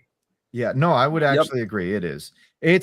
I can't say highbrow because it's not like the jokes are, I don't know, but it is a comedy. It's more. What would you call a comedy where like you're picking at the person? That's the kind of comedy it is. It's like, I'm gonna make a joke about you, and then you're gonna react, and then I'm gonna make a joke about you, and you're gonna react. That's like for me, like comedy. Reaction. I think I'm the only person on the panel that actually seen the original Ocean's 11 with the Rat Martin. Pack. Okay, yeah. And that wasn't a comedy. That definitely was not comedy. That was more straightforward than anything. Okay. Yep. Tropic Thunder, of course. I'd say well-known one. One of those. One of those genre. Popularity. Tropic Thunder should be above Ocean's 11. I'm going to say this. I think Tropic Thunder is currently one of the most popular comedies like this on one of the most popular ensemble comedies because it's the last major comedy ensemble comedy movie. That didn't toe the line. I was just it's absolutely it's the last comedy movie, like ensemble comedy movie that just went there, had fun, offended anyone, did not give a shit. They did not give a shit about who they offended at all. They had a good time. They had limbs getting tore off jokes. They had jokes. Robert Downey Jr. literally did blackface. Robert Downey Jr. literally did blackface in this movie, but nobody really gives a shit. Because he was so funny. Well, nobody gives a shit except for the new people that come along and go, why was that? I'm a dude Playing a dude disguised that's- as another Let's dude. be honest, it's all dude. white women. It ain't freaking.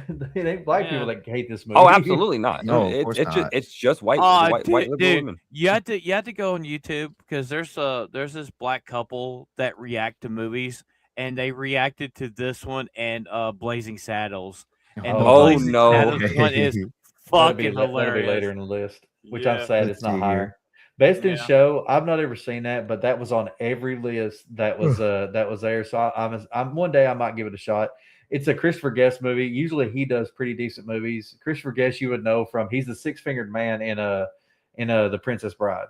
Mm-hmm. And he directed this, and everybody talks good about it. Eugene Levy, Catherine O'Hara, God rest her soul, she recently died. Fred Willard. It's got a decent cast. I might give it a shot one day, but I've never seen it. If any of y'all seen it, Hadn't seen it yet. okay, No. well, No, I've I've heard of maybe, it, just maybe never we seen need to it. just sit down and watch it one day. Okay. And I will stand on the hill on this one. Suicide Squad, the second one from James Gunn, is hilarious. It's It- better than Yo, the first I would absolutely agree. is It is hilarious. funny as hell. I didn't think about it at first as an ensemble comedy, but now in retrospect, I can Yeah. see it because yes, John you have a lot of Cena, famous actors. Yeah, Margot Fucking Robbie, Stallone- Idris Robbie. Elba, Dude, Stallone as King Stallone is- Shark. Shark, Yep, yeah. yep. Yep. And David Dalsmont. Eat. Yep. Nom nom. Bird. Num nom. Yeah, num nom. Num That's nom. it. But That was the biggest one meme that from gets that me is movie when was the he's nom got- nom. The But one for that gets going- me has to be the when he's holding the radio and he's just like bird. Yeah. That one gets me a going lot. from 2006 to this one was just such a jump, or not say 16 Uh, to this one was 16, such yeah. a jump. Mhm. Like it's just it was people still say it's not a good movie. I think it's better than freaking Oh, any it's of the definitely damn. the better than David the first Ayer one. one, yeah. Oh, it's Better than the absolutely David better. Ayer one. First one. I think it's better than any of the damn God, the Superman. What's it called? Man of Zack Steel. Snyder- the Zack Zack Snyder. Snyder. I think it's better than any of the Yeah. Zack Snyder movies. Yeah. And of course, classic. Cannot get Ghostbusters. past freaking Ghostbusters. Nobody let Queen handle the phone. I don't know if that would be a good idea. Hey, I've yeah, memed Conan. her on that. I've memed her on that. I've put her on a Janine. Yo, yeah, before. she absolutely did. Yep, she did. That's why she said that. Ghostbusters, what you want? Yeah. No, yeah. Ghostbusters Perfectly, definitely. Ghostbusters. Airplane. How can we help you? Airplane. Go ahead. Go ahead. No, yeah, go ahead. I was just gonna say, Definitely. Queen. You gotta take the T off anything if you want her to say it, or the R, not the T. Right. But Airplane, like Phantom was talking about that. Freaking Leslie Nielsen playing the straight man through the whole movie. Yep. Oh yeah. Yep. No, it's Real awesome. classic. Have y'all seen Airplane? Parts of it, just never fully seen It's it been a all while through, since but I've yes, seen I've it. seen parts. Okay, of It's so been a you have while. seen it and you've seen parts. Okay. Mhm. Galaxy Quest, another Yep. that could be Another one. nostalgia for me. Another freaking Yeah. classic. Love Galaxy Quest. Oh yeah. 40-year-old 40-year-old virgin definitely as well. Yep. Because you got Steve Carell, Paul Rudd, Seth Rogen, Elizabeth Banks is in it. Yep. Like plenty of different actors that Judd Apatow works with constantly. It's not my favorite Steve Carell movie. It's not my favorite. That's gonna be a Evan Almighty for me, but See, I think Really? I like that Okay. one better than Yeah. Evan. I think I like You that know one what? better than Evan. Yeah, I'd actually say that too. well, I I mean, gotta I, agree with I Phantom. loved I it. gotta I agree loved with him Phantom. as Get Smart too. Get Smart was I Yeah, loved Get him Smart in was Get decent. Smart. Okay, It's the Get third- Smart was I'd put yeah. it third. Yeah. Royal Tenenbaums, a lot of the highbrow comedy. Like I think a lot of people don't care for Wes Anderson, but Right. I still enjoy his movies because there's always a point to it, and the comedy is always like. you've Wasn't got to that be Gene paying Hackman's attention to last it. movie? That was Gene No. Hackman's No, last movie, that wasn't right? his last movie. That was his last starring role. Yeah. Was not his last movie though. Yeah. Dodgeball. People hate me for this. I've never seen Dodgeball. I need to watch at Oh, some man. point. It's I okay. mean, It's It's it- okay. It's funny. It is funny. I will Campy, I'm say. gonna be honest. I have not seen it either. Oh, okay. Well, Oh, that's man. what I've you seen can't so be. many- I've Can't be. Here's the That's thing. the- I've seen so this many is- clips from it, though. I like so many clips. Oh, from well, it. that's true. Yeah, me too. Champion. This is the movie that gets the Chuck Norris approved meme from is Dodgeball. Yes, Oh, yes. is that what it's from? This is the Okay. one. Yeah. Oh man. Young Vince Vaughn is Frankenstein as main well. reason I didn't watch it because Vince Vaughn. I'm not a Vince Vaughn fan, and that's why. But I'll give it a shot one day. I liked Young him in Frankenstein. Wedding Crashers. I didn't. He's like him he's in great that. in Wedding Crashers. It's the I can't do it with this mask, but it's the open mouth that he has throughout the Yeah. movie where every time he What? looks at It- anything, he's just Look, it's not just that. That's just Vince Vaughn in general. He's that got just bothers open mouth me. whenever that just he bothers like. me. That's why. Bro, it's you just dry, if, it's dry humor for me. I don't like if- his dry humor. if you think that's bad, don't ever watch The Cell with him and Jennifer Lopez. Oh, 'cause I you will did. fucking hate- And Never he mind is then. so Okay. annoying. Yeah. Visually stunning. Yes. Tomok or whatever his name is. I can't remember his name. The ask Oh, me what it that's, means. Yeah. But Tomok, like he's a decent visual actor, director, Mhm. but man, don't give him a fucking dialogue. Ugh. Mhm. Young Frankenstein, classic. Anybody says Of any different, course. fuck you. Oh, absolutely. It's great. That's my Peter Bowl. Bridesmaid, never seen never it, liked but it's on everybody's list. Bridesmaids. Never seen it. Mm. liked I it. had no interest in it. Somebody in the chat earlier mentioned we should do female ensembles. That's the reason why we don't, because Bridesmaids. Office Space, classic. Love that movie. Yeah. Yeah. I wouldn't know if I'd call Fun it one. ensemble cast because most of those were lower actors and then they became bigger after. Well, maybe with Jennifer Aniston, because I think this was around the time that Friends was out, so she was already Yeah, popular. but at you the also had time. Stephen Root. You also had oh my god, what's his No, name? Jennifer Aniston's not in this. This is she is. Never mind. Yeah, Yeah, she is. was the Yeah, girl. I thought it was Bad Bosses. I thought it was Bad Bosses. No, horrible I- bosses. horrible Yeah, bosses. horrible Horrible bosses. bosses. That one's kind of fun too. I actually like that one. Anchorman again. I haven't seen it. Everybody says I need to watch it. Ah, I've seen Anchorman the fight 1 scene. is I've fucking seen the hilarious. fight scene, though. Anchorman I've seen it 2, once. Speaking do of not like part Christina 2. Applegate, because we mentioned her during Married with Children, the only film or the only thing I have seen her that I well know her from was because of Anchorman. She's Well, hilarious in this movie. Like Uh, one of her like first major roles is Don't Tell Mom the Mom, the Babysitter's Babysitter's Dead, Dead, and yeah. that's an ensemble comedy movie too. You know, which I got a pic with her brother at Pensacon. Oh, nice. Body Monty Python. Steve Python, Coogan. Hell Steve yeah. Coogan. Holy Grail. Yeah, I had to put Holy Grail on there. I was gonna put Life of Brian, but I wanted just basically one of the Monty Pythons, just to say Monty Python movies in general are great ensemble movies. No, of course, All of because them. you're Yeah. getting the whole troop to come in together to Yeah. basically make it. Yeah. But that's the Oh, one yeah, that most people go to. Right. And And this is obvious, but they bounce off each other so freaking well in those movies. They were It's because they're friends. friends. They're friends. Yeah, no, Friends. exactly. Yep. Shout out to And it Eric was just- Idle. He don't get enough love anymore. And you gotta remember, like the blonde-headed dude, when he died, they just Hey. stopped doing anything Yeah, together. they say Yeah, we're not it's doing true. this without it. Yeah. Mhm. So, and another thing, for people who don't know, some of the Naganol memes it came from the Monty Python movies. Yep. Oh. Yeah, that's right. Yep. And then Days of Confused. That was Yeah. 90. That was hit 60s. Yeah, early 70s. Nostalgia put into a 90s movie and just Mhm. killed it. Like Jason London. You had Matthew Dude. McConaughey. You had Lelu Dallas. Mila Jovovich. You had all right. you had a bunch of different actors in that. Like God, I need to look it up just to be able to. Hey, Tell Campy, you got any weed? Well, I mean, we had Ronan in there. You know, I keep getting older. The girls Oh keep yeah, getting that's what I like same about age. high school girls. I keep getting older; Yeah. they stay the same age. So Jason London, Oh, Parker shit. Posey, Ben Affleck, Joy Lord Adams, Yeah. Rory Cochrane, Mila Jovovich. Let's see, Mhm. am I forgetting anybody big? Adam Goldberg, Cole Hauser, not the real the other Cole Hauser, the Cole Hauser from That Cole Hauser's white, by the way. Yep. Cole Hauser from Yellowstone.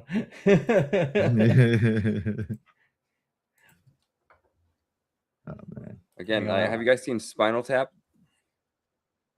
Oh, I Spinal Tap's a have classic. not seen. You've not seen Spinal Tap? actually. Oh my I have God. not, yes. Good I Lord. know. If you don't watch the movie, I will say at least watch the scene where he's talking about putting new numbers on his speaker. On Oh his, no, that I have seen. That clip I have actually Oh, seen. okay. That Oh, you've clip's seen the clip. hilarious. that Yes. is that is the one that just that if you enjoy that clip, you're gonna enjoy the movie.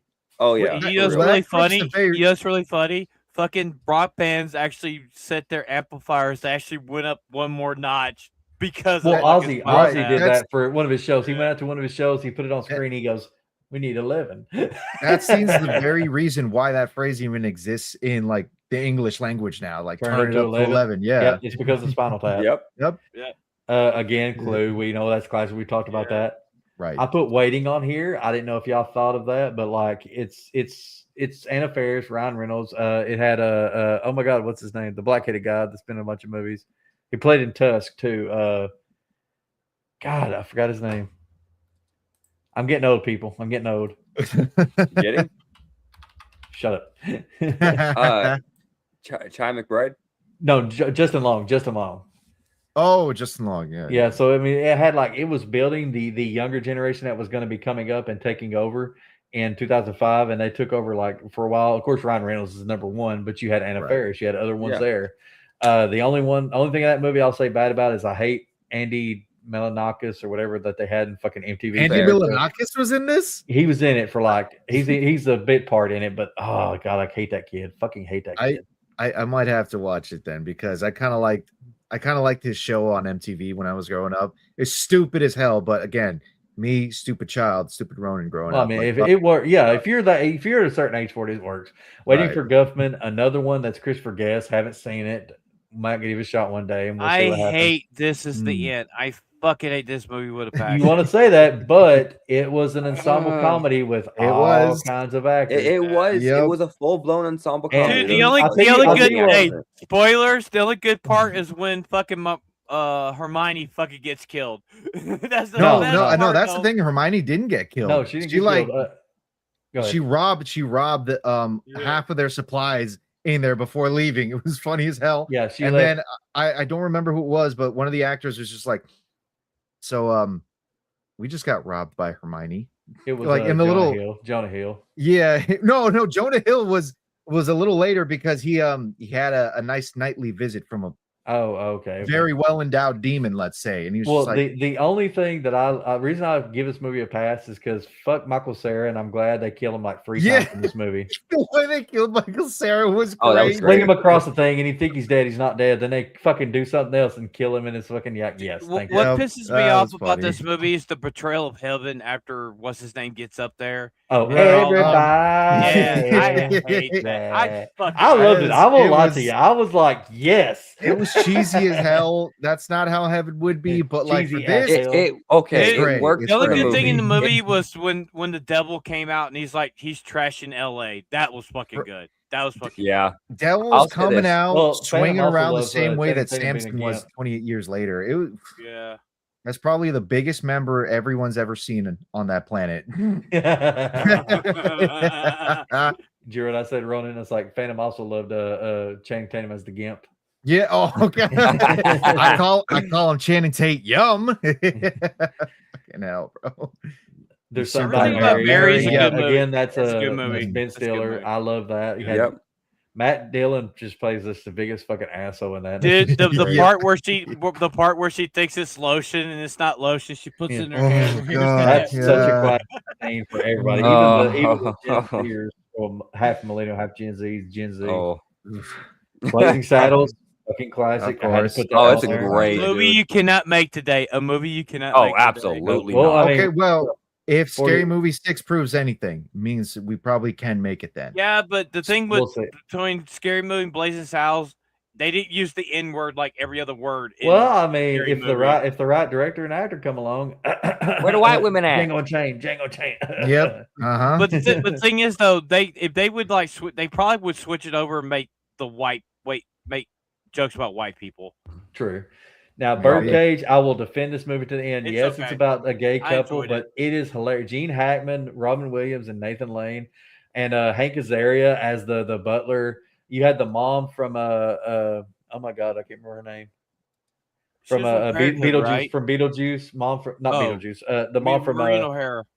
No, not Catherine O'Hara. The mom from Edward Scissorhands. I can't think of her name.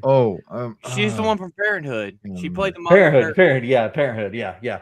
Okay. But just them playing off each other. The comedy between Nathan Lane and Gene Hackman, and then him and playing off Robin Williams, just all around. I don't care if you're straight gay. I don't care if you don't watch a movie about gay people. This movie's hilarious. It's got a scene where he's trying to teach Nathan Lane to be a straight man. And he starts walking like he said, walk like John Wayne. And he does the walk like John Wayne. And if you know John Wayne, he has a weird walk. And then he's like, not right. And then Robin Williams just looks at him and goes, no, it's perfect. I just never realized John Wayne walked like that. Well, John Just a Wayne had a real broken. freaking- He had a broken leg as a kid. That's Yeah, usually but why I mean, he walked did the like walk he did. perfectly, and it was just funny. Like little scenes like that in that movie between Ron Weasley and them, just hilarious. Worst scene if you've not seen it. Have either one of y'all seen it? No, I haven't seen it. I'm haven't not- had I- a chance to yet. I've So probably seen a have to clip watch of it. it. Caddyshack. Caddyshack's fun. Love That's the it. movie. That's the movie though. Caddyshack is a movie where the actors did not like each other, but they acted their asses off and got it done. Everybody hated Chevy in that fucking movie. Every one of the other actors thought Chevy was the biggest fucking douchebag ever, but they got it done. Well, he is. Technically, he is. Well, that's why him and Bill Murray stopped working together Mm. because of this movie. Because he fucking Oh they God, MASH is fucking phenomenal. The original movie's fucking phenomenal. I've never watched MASH, but that was on a lot of lists, so I put it on there. I've never cared for the show, so I didn't watch the movie. I watched God. the show so much. I don't know how I could have forgotten this, but like if we move on to the next one though, but Mars Attacks. Mars Attacks, I think aside from Tommy Boy, this might have actually been an ensemble comedy that I watched a lot growing up. Because the first time I watched it, I was actually a little scared of the Martians because they look fucking horrifying. But as you know, the next time I watched it, I was like, okay, this is actually funny. Now I want to see the Martians blow everything up. But yes, you got Jack Nicholson Jim in Brown it, Pierce killed it in that Brosnan. movie. I wish he got more roles. Jim Brown. Dude, was the funniest thing about this, I always thought that this was a comic book, but no, it was trading cards. Yes, He Topps- Martin got Topps straight trading up I cards. didn't even know that. Yeah. That's cool. And Yeah. okay, here a little bit of fun info too, just so I can throw it out there. Tim Burton wasn't originally going to make Mars Attacks. He was actually originally going to make another Topps trading card film that's similar to Mars Attacks. It's called Dinosaurs Attack.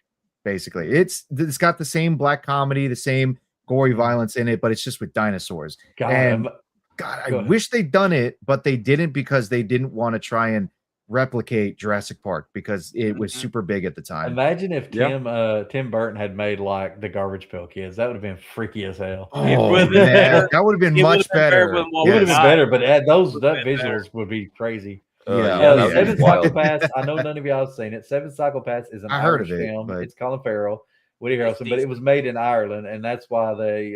But it's. I think it's a really good movie. You should give it a chance to. I ain't gonna really. I like Colin Farrell, so I I kind ain't of want really to put say anything about it, this. but I want to put this one on the list along with In Bruges because I've seen some clips of In Bruges, In and Bruges, that so one good. looks hilarious, bro. oh yeah, Especially dude. Brendan Bruges is so Gleeson and good. Ray Fiennes talking to each other about their, excuse my language, YouTube, their cunt kids and your cunt family and everything like that. I really want to see that whole film. You know, Well, they had the funny funny as thing is hell. though, the funny thing is, it's a Colin Farrell, but it's fucking oh my god, what's his name? Gleason. Yeah, Brendan Gleeson. Brian Oh, no, Gleason. Brendan Gleeson. Yeah, Brendan Brendan Gleeson. Gleeson. It's his. Like I feel like that movie is his movie. He does such It a good is. job in that movie. Mm. It's a Colin Yes. Farrell movie, but it's more his. Well, that's the movie that got him the play in Harry Potter was because of that movie. Yeah. Hail Oh, Caesar was okay. okay. It wasn't bad, but it wasn't great. It was an ensemble cast and it had decent Right. things, but it was more a like movie 43, if you remember that, where it was like kind of like scene after scene yeah, I after see scene. Like what the you people would go to a scene and it would happen. Then those What? people would go to another scene and it would happen. So one of those and then kind of movies, Basically. Yeah. Yeah. It was decent. It wasn't great, but it wasn't bad. Okay. Hot Tub Time Machine, like I love all the actors in that. I thought that movie was It's great. good. It's Yeah. good. Second Oh, one's it's fun. okay. It's okay. It doesn't have John Cusack, but it's okay. Mhm. Super Troopers Super again. Troopers. That's you could call it an ensemble comedy, but truth is, it's a group. What's the group called? Oh, it's a Broken Lizard. It's a Broken it's a Lizard. So they're their own Yeah. group. So I don't know if you call it Yes. ensemble. Like none of them are big names. Technically it is. Technically, Yeah, Well, none of them- okay, none of them are the big only names, but- one, the only big name in there is Brian Cox, who's playing Yeah. the highway chief. Which Kevin, For them. the woman that played Heffernan Wonder has Woman become in bigger. it. He's done more and more and more. Yeah, Fucking of course. Linda Carter's in it too. She plays the Yeah. governor. The Right, mayor he's the governor. or governor. Yeah, governor. Mhm. Fish Called Fish Called Wanda. Wanda, Freaking. baby. Right. That's a classic. If y'all two have Not not earlier. seen it, you need to watch it because watching Jamie Lee Curtis and Kevin Kline play each other is hilarious. Dude, Wow, it's a good crime. You had It's to a highlight good, your own joke. heist That's pretty comedy. sad. It's a good heist comedy. Straight Yeah, up, it's a good goddamn right I did. Yeah, Trading Places, another good one that had a bunch of actors in it. Mhm. Everybody watches Trading Places basically for Jamie Lee Curtis's tit shot. Amigos, baby, another good one. Oh, yeah. Again, Steve Martin, Three Chevy Amigos. Chase, short. You notice who's not hanging out together now. Like you see Steve Martin and Martin Short together. Who's not there? Chevy Chase, because he's a douche. Yep. Yeah. And National Lampoon's Vacation. Like I said, I love that movie now, but as a kid, I didn't understand it. Especially the second one. The European one was so fucking dirty. I still think Christmas Vacation is my favorite out of the movies. Oh, it's mine too. It's mine Yeah. too. But Vacation is number 2 right behind it. And I've never seen the one with the son, I guess is what they're calling it, the new Vacation. That is I don't know if fucking it's worth it or stupid. not. I hate that movie. It's not good. It's not. No. They really. It's shot for shot for the original movie, but they're in an RV or something.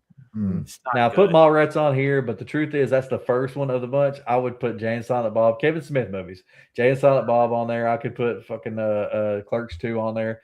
Like a bunch of his movies are ensemble cast who come together for a movie, but Mallrats was one of the first times he did it. That was a studio mandated movie, and I think for what he made out of it, it actually is really damn funny. If you've not seen Mallrats, give it a shot.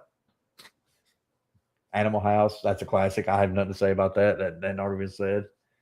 Fucking, you need to watch it. I forgot Karen Allen was in it. I keep forgetting Karen Allen's in it. Down Periscope, baby. Let's go. Let's Oh, go. dude, it's so great. Kelsey Grammer was such he was a comedic actor for TV, but he should have gotten more comedy roles for movies, man. Mhm. Oh, absolutely. I could see that. Yeah. And Like- the best Beast. Let's be honest, the best person Yep. they could have picked for Beast. Yeah. Yes. Stripes, classic Right. Bill Murray movie, John Candy, Harold Ramis. Guys, there's like 3 or 4 other actors in it, but just such a good movie. If you like war comedy movies, that's what I call this ensemble war comedy. And then I think this World is is a fucking good one. I think I love yeah. that. Mad Yeah. Mad World, one of the first ones that really got any kind of like that. I would really feel like Mad Mad World was the one time when ensemble comedies became that label. Mhm. And then you got Yeah. the spiritual remake of it, Rat Race, right underneath it. This one I did actually grow up watching a lot. didn't I like like- Rat Race. I didn't actually. like I love this Rat Race. the Fucking original- Rowan Atkinson, man. Yep. Don't get me wrong, the I movie's- literally watched it because I said, "Is that Mr. Bean?"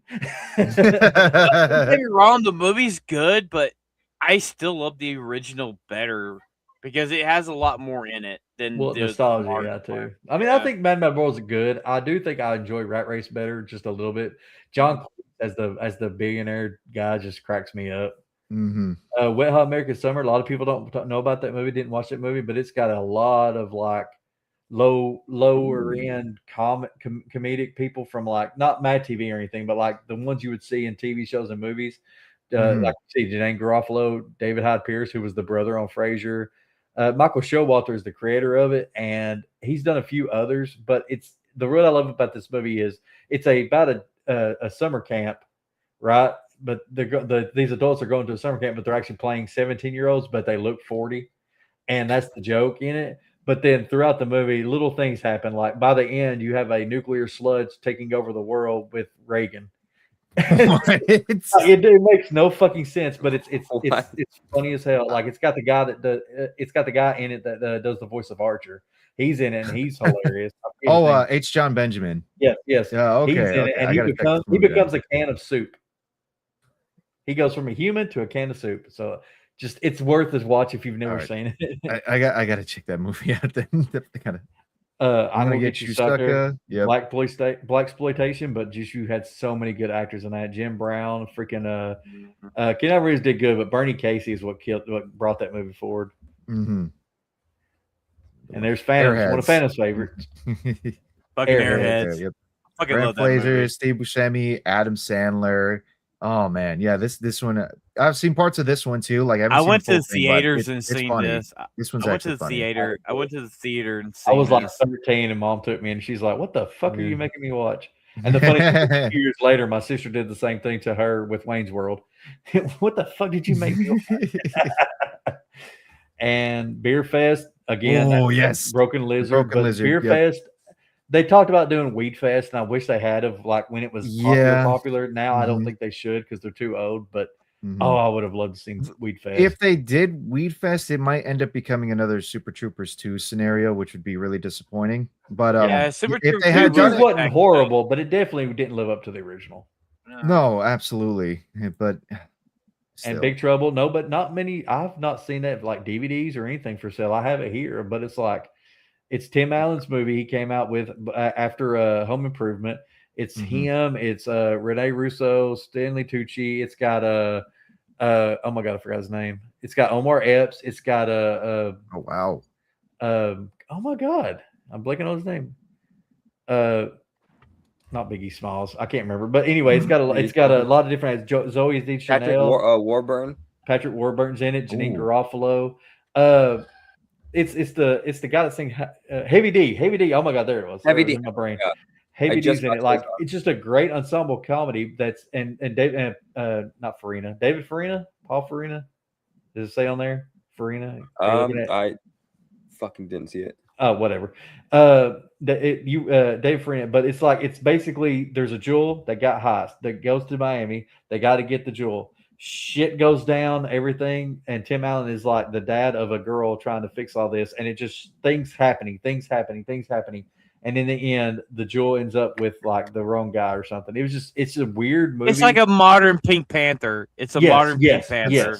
Yes, that's a good example. I didn't even think about that, but it's one that doesn't get talked about enough. I think it's hilarious. Well, interesting that Barry Sonnenfeld's the one that directed it, because if you, I know him best because of the Men in Black movies, but that's actually another one I got to put in there then too. Didn't he do? He did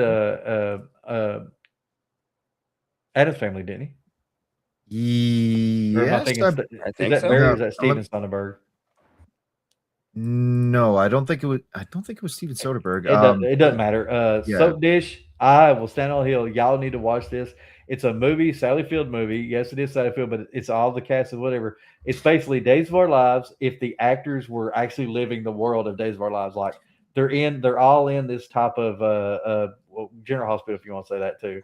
They're in this world. They're all in this show together, and then things outside their life is happening as well. Like the illegitimate children, the this person taking over this person's company kind of thing, this person's role.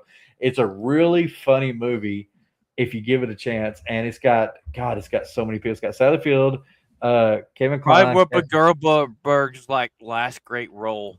Yeah. Oh my god, I'm trying to remember the actors in it right now.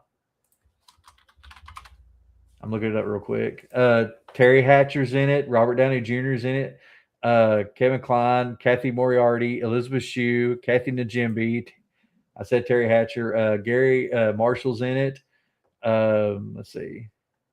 That's all the big names, but it's just, oh god, it was so funny. I did not expect it to be as funny. It's one of those movies I went in cold, not knowing anything about it. I'm like, well, Kevin Kline, I'll give it a shot. And I laughed my ass off from beginning to end, man. Last one. Okay, so we're almost at 2 hours. We got to start wrapping. Yeah. Okay, well, it's fine. It's Okay. fine. So we showed those. Final question is going to be this, and let's try to make it quick just to get it over with. If you could change or put any actor into any ensemble cast, or to make it better, or make it what you want, what would you do? And we talked about. Go ahead. Okay, so we were talking about Tropic Thunder. Take Jack Black out. Hmm. It would have been funny to have Chris Farley if he was still alive in that role. Yes. Yeah, I actually said. Oh my God, what's his name? Robin Williams. Robin Williams. Yeah, Robin Williams, and then he said Chris Farley, and he's like, you know what? He's right. Chris Farley doing the Pratt Files and everything would have been great in that. Mm-hmm. It's one of those movies like it was perfect as it is, but I feel like that was the one thing. Jack Black was the one weakness, aka Phantom, because that's what Queen called him. But like that. I'm not the one that's got her ire right now. Don't get her mad at me. Hey. Anyway, is there any other movies y'all can think of that you would want to see, like maybe put an actor into and be like, that would be a great ensemble?